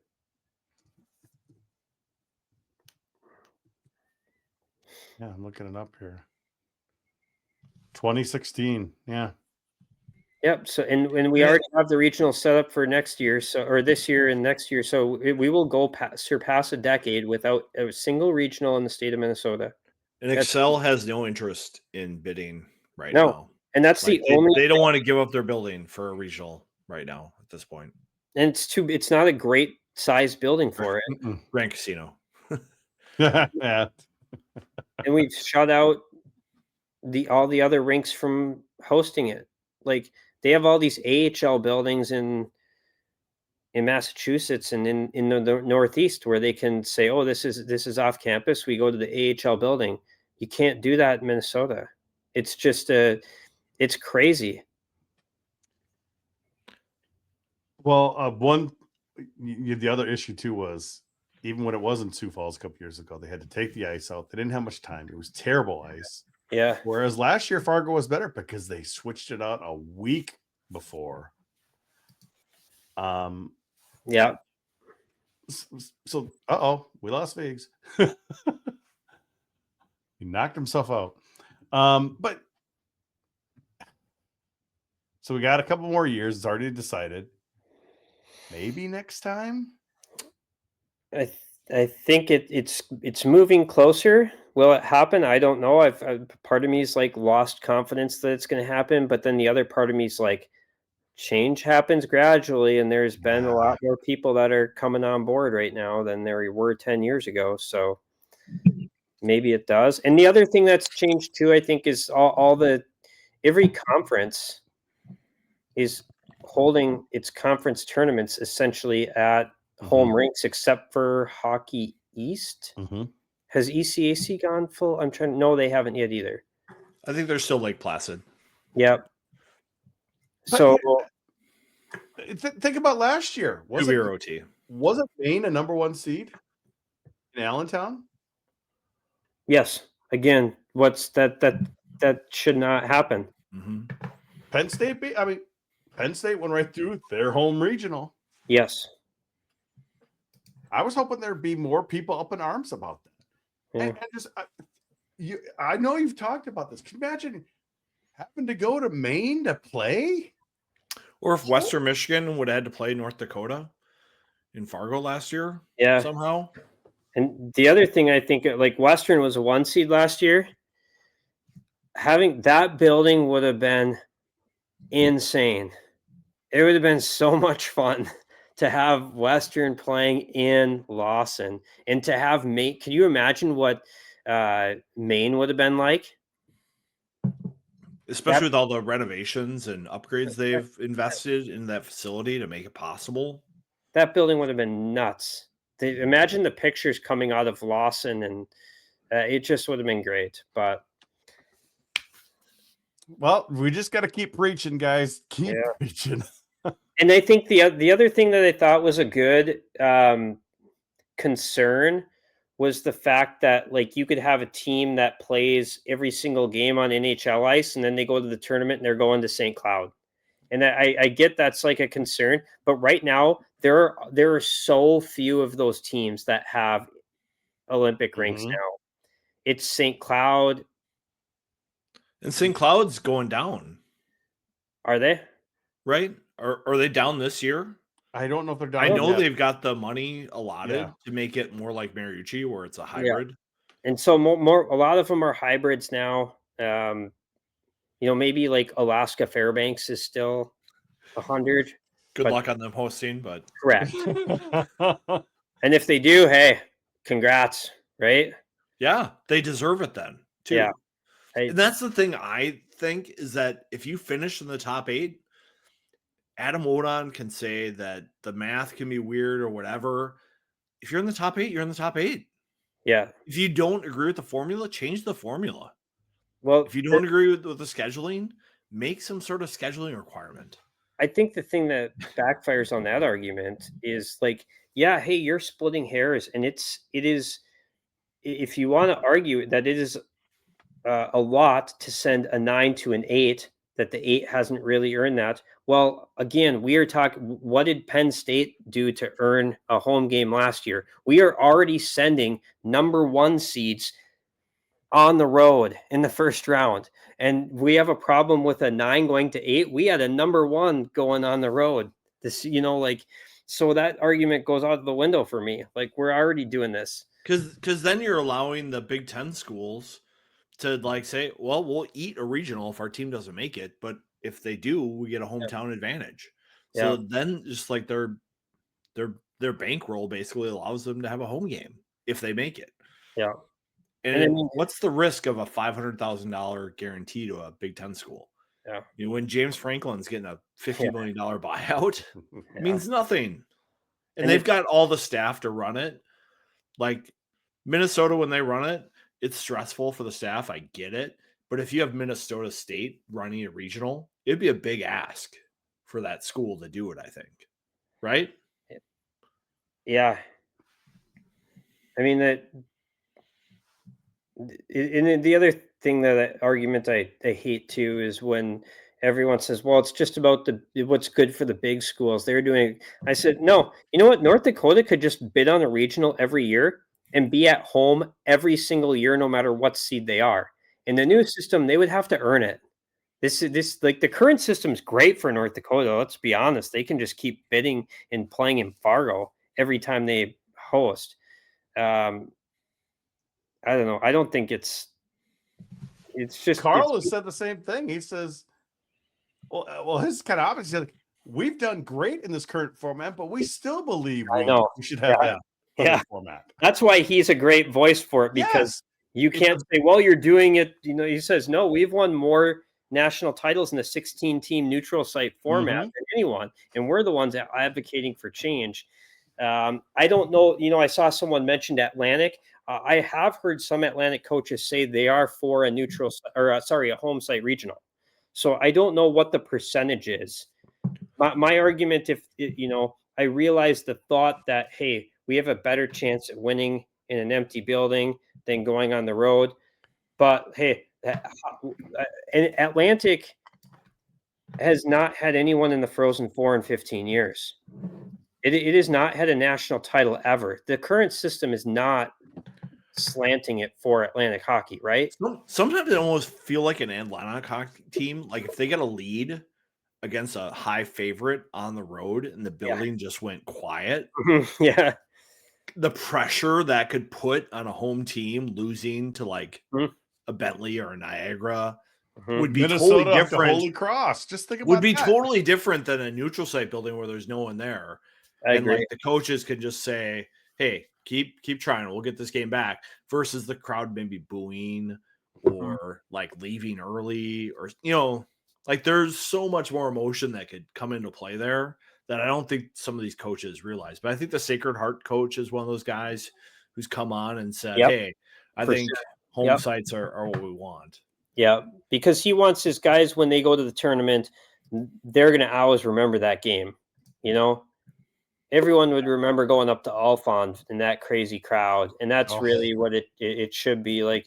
Imagine like having this unbelievable achievement of making the NCAA tournament, and then you go play in a half-empty building. Like, what is that? The Atlantic Championship this year, the crowd was just unbelievable. And guess what? The road team ended up winning. But yeah, I mean, those guys, the Bentley guys are still talking about that, about what an experience that was. So I don't know. I know I'm preaching to the choir. We've all said this. Yeah, for years but here. I mean, you think about it, Penn State beat Maine 5-1 in Allentown. Yeah, Does that happen at Alphon? probably not. Maybe. Maybe. And you know what? If Penn State did it, that's even more. They deserve it then. Yeah. But number 1 seed Maine had to play Penn State in their home state. Yeah.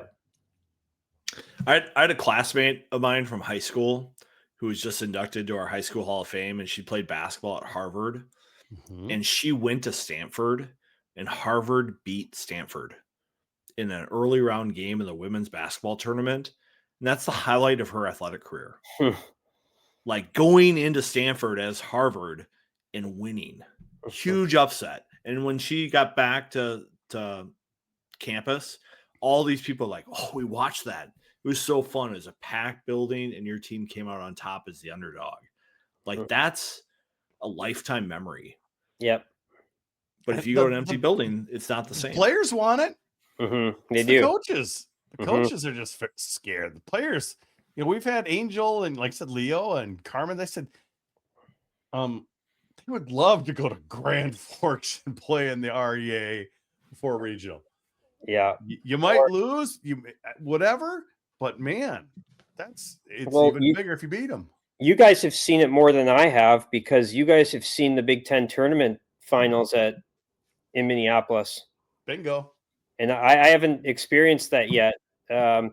It's kind of crazy that we talk about how great the atmospheres are in college hockey, and we're just barely starting to see the peak of what it can be for the first time ever, because you all of a sudden get to the playoffs and it's all neutral site. Now we're finally, you guys have experienced it, so you guys can tell me what it's been like. It hasn't been great for Minnesota, but I still love it. The results haven't been great, but like, it's been great to have Michigan come to Mariucci. It hasn't been good for the Gophers, but it's been entertaining hockey and full buildings and a lot of fun. I mean, they had 5 sections of students that first Big Ten championship. They just let the kids in. They were flowing. Okay, that's basically the whole end of the arena, and they were flowing into sections over that, and they had to kick them out. And a lot of kids were standing along the end, and then Minnesota scores in the first minute of that game. Yeah, they lost it, but it's just. And it felt to me like section final high school hockey. Oh, yeah. That's what it felt like to me. Section final high school hockey, Minnesota. You have overflow crowds, and it's the best night of the year for that high school. And that's what it could be.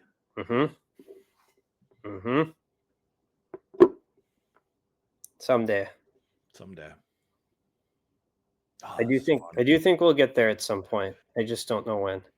I hope we're alive. Me too. I'd love to see it. Especially you, Jude. No, I'm just kidding. Wow. Grandpa. I do. I'm going to be a second-time grandpa in January.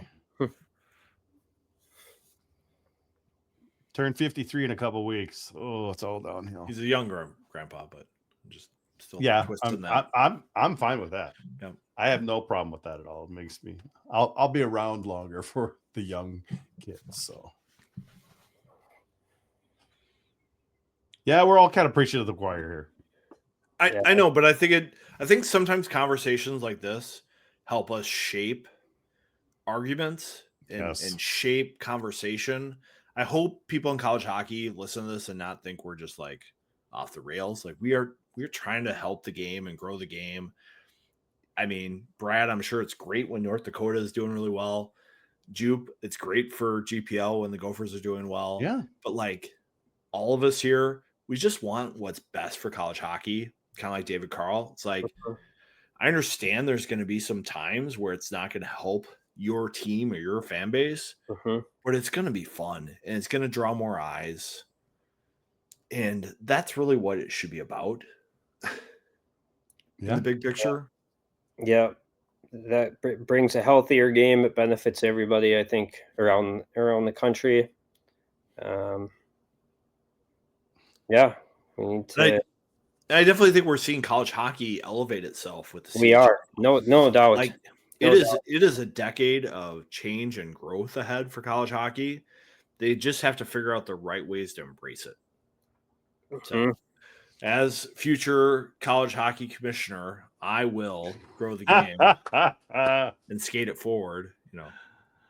Yeah, it's been interesting the 20 years or so I've been around, because the one thing that's really been a drawback is with print media and newspapers have had to cut. They're not making money from ads anymore. Like anytime you want to sell something, people are going on Facebook Marketplace. That all used to be in the paper. Like everyone's going to Google targeting ads, Facebook ads, Twitter. They're becoming their own advertising by going on social media. So it's had to change its model. It's cut jobs. And one area that's really felt it is college hockey. The Star Tribune's never going to get rid of their Vikings writer, their secondary Vikings writer, Twins, Wild, Timberwolves. You need at least a preps writer, and like Gopher hockey columnist.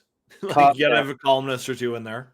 And like Denver Post, all these papers that used to have some coverage, and like then you look at the Kohl Center, and I see some of the crowds there, and it just sucks because that place used to be one of the most raucous places you would go into, and every building you were going into is just a raucous atmosphere, and some places have lost it a little bit, and I feel like we're on the verge of getting it back everywhere right now. And the interest in college hockey, I think sometimes like some sports editors and editors underestimate how much interest there actually is in college hockey. And if people who cover it already have a chance to really grow their product, because this is going to be a golden era of college hockey. I really feel it's going to be a big boost to college hockey, and I feel people who invest in coverage are going to be really rewarded for it. I don't think they realize the interest. And you are exactly right. When I first started getting credentialed in the mid to late 2000s, there was always a Strib person there. There was always a Pioneer Press person there. Yeah. Especially Pioneer Press. I think Bruce Brothers was there for years. Yes. Covering, he was always there. Yep. Home and road. Every road game. Yes. And yet Roman Augustovich, he's I still see him liking tweets once in a while. He's still out there, old Roman, pulling up his pants with his, he's falling down. And now we know Randy Johnson, great guy. He writes for the Strib. Yep. He tries to get there when he can, but it's all about Gopher football. Once that season's done, then we'll see Randy a lot. Yep. But Randy's probably not going to Penn State for a road series. No. Back in the day, everybody traveled. Like there would be a writer in Grand Forks every weekend. Now we're just trying to get the home games. USCHO had a writer at every arena. Like the amount of coverage that it was. It's changed. Look at Todd Milewski. Yeah. They weren't going to send him up here last year, Viggs. It wasn't until you offered, a place for him to stay that, he was like, okay, I'll come up and cover it because, I got a place. It's not going to be that expensive. It's free. Yeah. Yeah. And I think college hockey is one of those venues where, like, I think Brad, if I needed a place to like crash, there might be a couch for me. I've got people crashing at my house this weekend, actually. See, I mean, there's a little bit of a camaraderie there in college hockey that maybe doesn't need to exist, but it has. But he's a perfect example. Even like the Minnesota Daily, I don't think I've seen a daily person at availability or a game yet this year. I was down there by myself. What was it? Thursday night? Thursday. Thursday Well, night. I on Friday, I was the only Yeah. press person in the entire press box. Mhm. You know, Well, Jess did show up. he did, but not at the start. And I'm going to True. hold that over Jess because I know he's not watching, but it's okay. But I go down there and I'm just trying to get some video Mhm. with proper people who've watched the game. So it's always scary for me because if I'm shooting through the lens, I'm not really, I can't pay attention to the game. What's happening? Yeah, I it's kind of tough. notice some things. They might be struggling with this breakout stuff like that, and it's like I just try to do a couple generic questions because I'm the only person there. Mhm. And then last weekend, it was pretty much you talking, V. I don't know. Jess jumped in a little bit, but Jess was also going back and forth. And if there's hardly anybody there. What's happened? I know in Grand Forks this weekend, I'll be the only person. You'll be down after the asking, game. hey, Eric V from Minneapolis has a question. Like Bob. Brad S has a question. I love it. That was good. I'm glad you got a good laugh out of that. I actually got a laugh out of Bob, so I was pleased with the delivery. He should call me. Yeah. You didn't have his I number though, Doug. I talked to Tom Siratori about it a little bit, and then and I kind of asked. I popped the question at the CCHA Media Day, and I think I caught him off guard, and I just said sorry about that. I think I caught you off guard when I texted him, and he called me, and he kind of wanted to discuss it more and further, and then he goes and calls Bob and discusses it with Bob, and he called Bob has a great idea about this, and so that's why he was like, I knew he was talking to Ernie up in Bemidji about it. So but yeah, that was part of my story about that fact that there were 11 coaching changes and why there was so many coaching changes in college hockey. And he had a good line to you that, hey, a lot of these guys just retired, it was time. So and that's a credit to them that they got to choose their own way out. It is. I think that was the thing that Bob wanted to emphasize. He's like, these guys have earned their exit. Yeah. They get to choose their own terms, and that's a pretty powerful thing at the end of your career for in a sure. sport like this. Did you? I saw a tweet, Mike Schaefer out at the Buffalo Bills game, tailgating with his hat on, saying, he'd never been able to go to a game because he's always in the middle of college hockey season. I'm like, out of the way. That's how you go have fun, right? Yeah. Like, these guys have been in the grind for 30 years. Time to go do some fun things like that. When I was in college, during spring semester, they offered like a coaching class for students who thought they'd want to coach high school athletics or college athletics after they graduated. And they would have each coach for like major programs like football, baseball, soccer, basketball come on and do like 2 weeks of the class and like tell you about like how to do your season development plan, how to do your practice plan, how to do leadership. And like some of the coaches would do like a Q&A about their experience in hockey or basketball or whatever. And I remember the coach, Dan Kosmowski at St. Olaf, he worked with Clem Haskins at the University of Minnesota as an assistant and like was just like dogged recruiter, dogged coach, like high intensity all the time.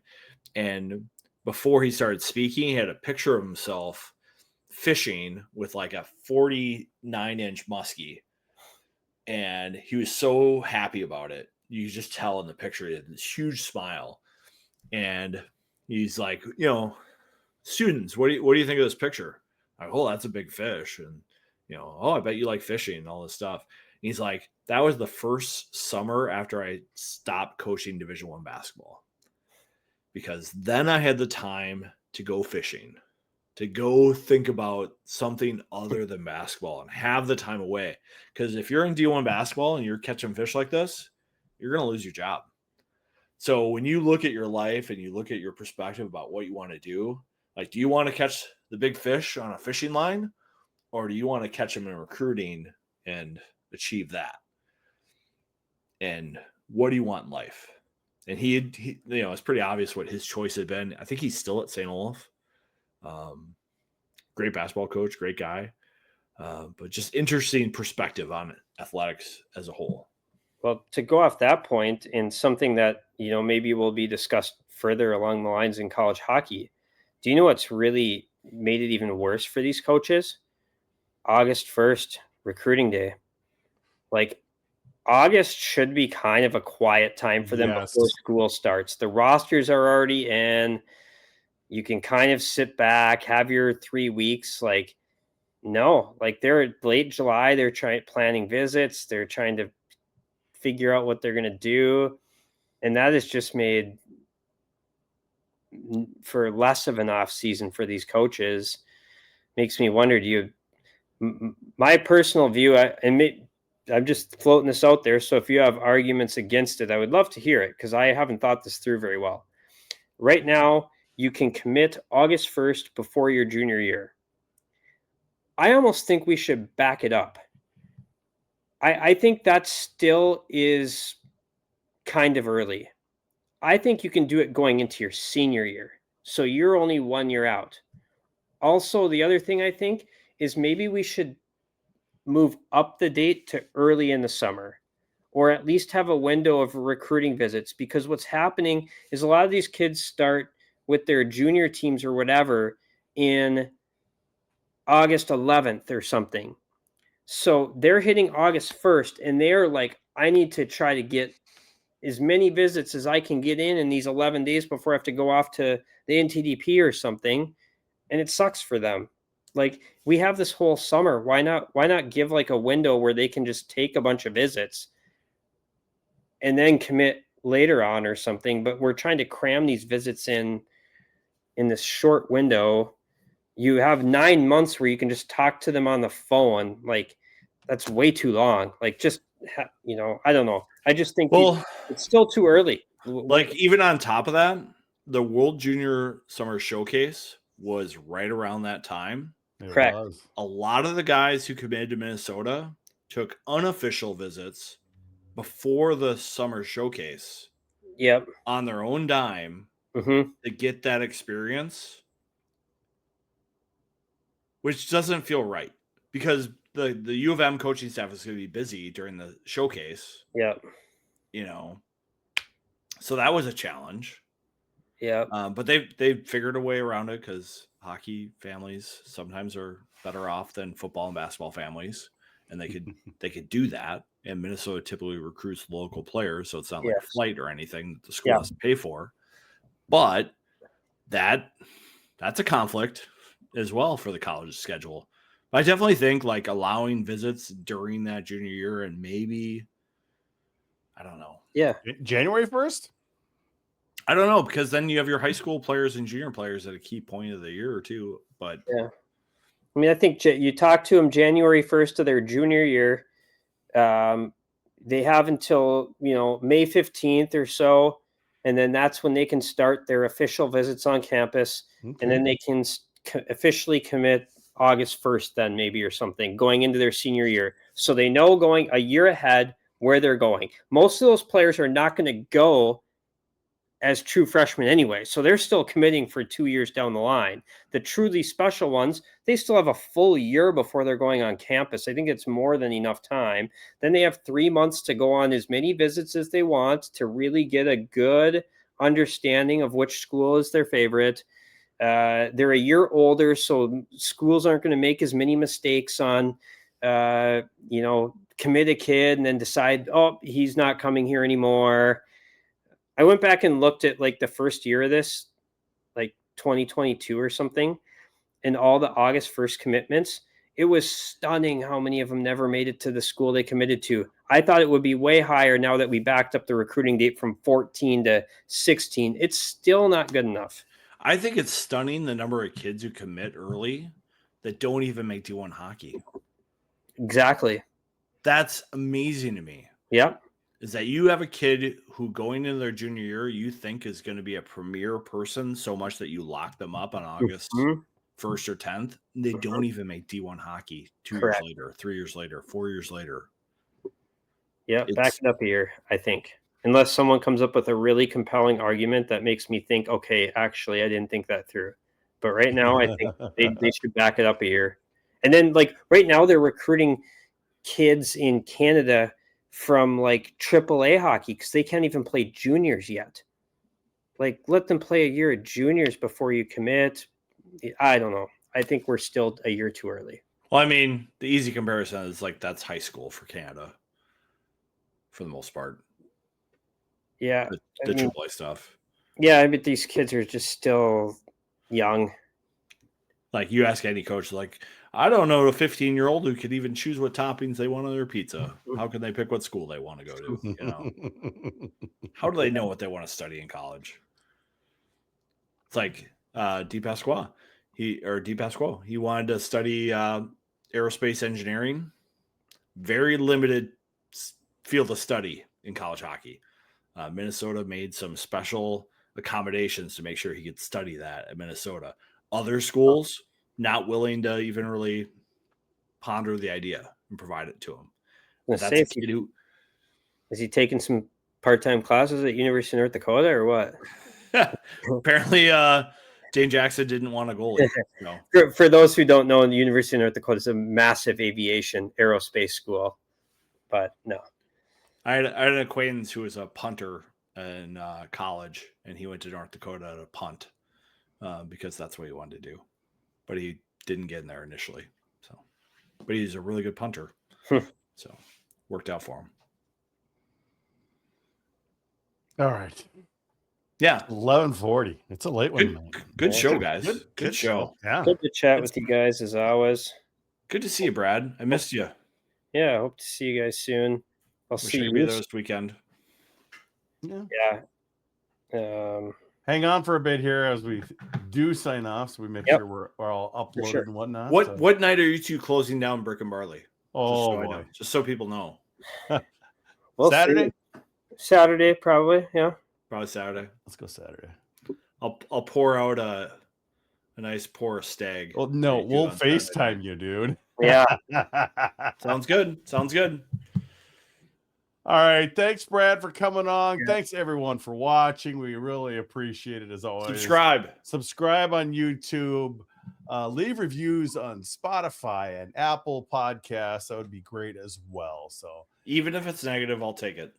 I don't care if it's negative. Bring it on. Yeah. I need criticism. Let's go. It's our 15th year. We must be doing something right, Vigs. So, yeah, go subscribe to our YouTube channel. That would be great. The more we have, the better we are. Sweet, we got Brad S from Grand Forks. Good night, folks.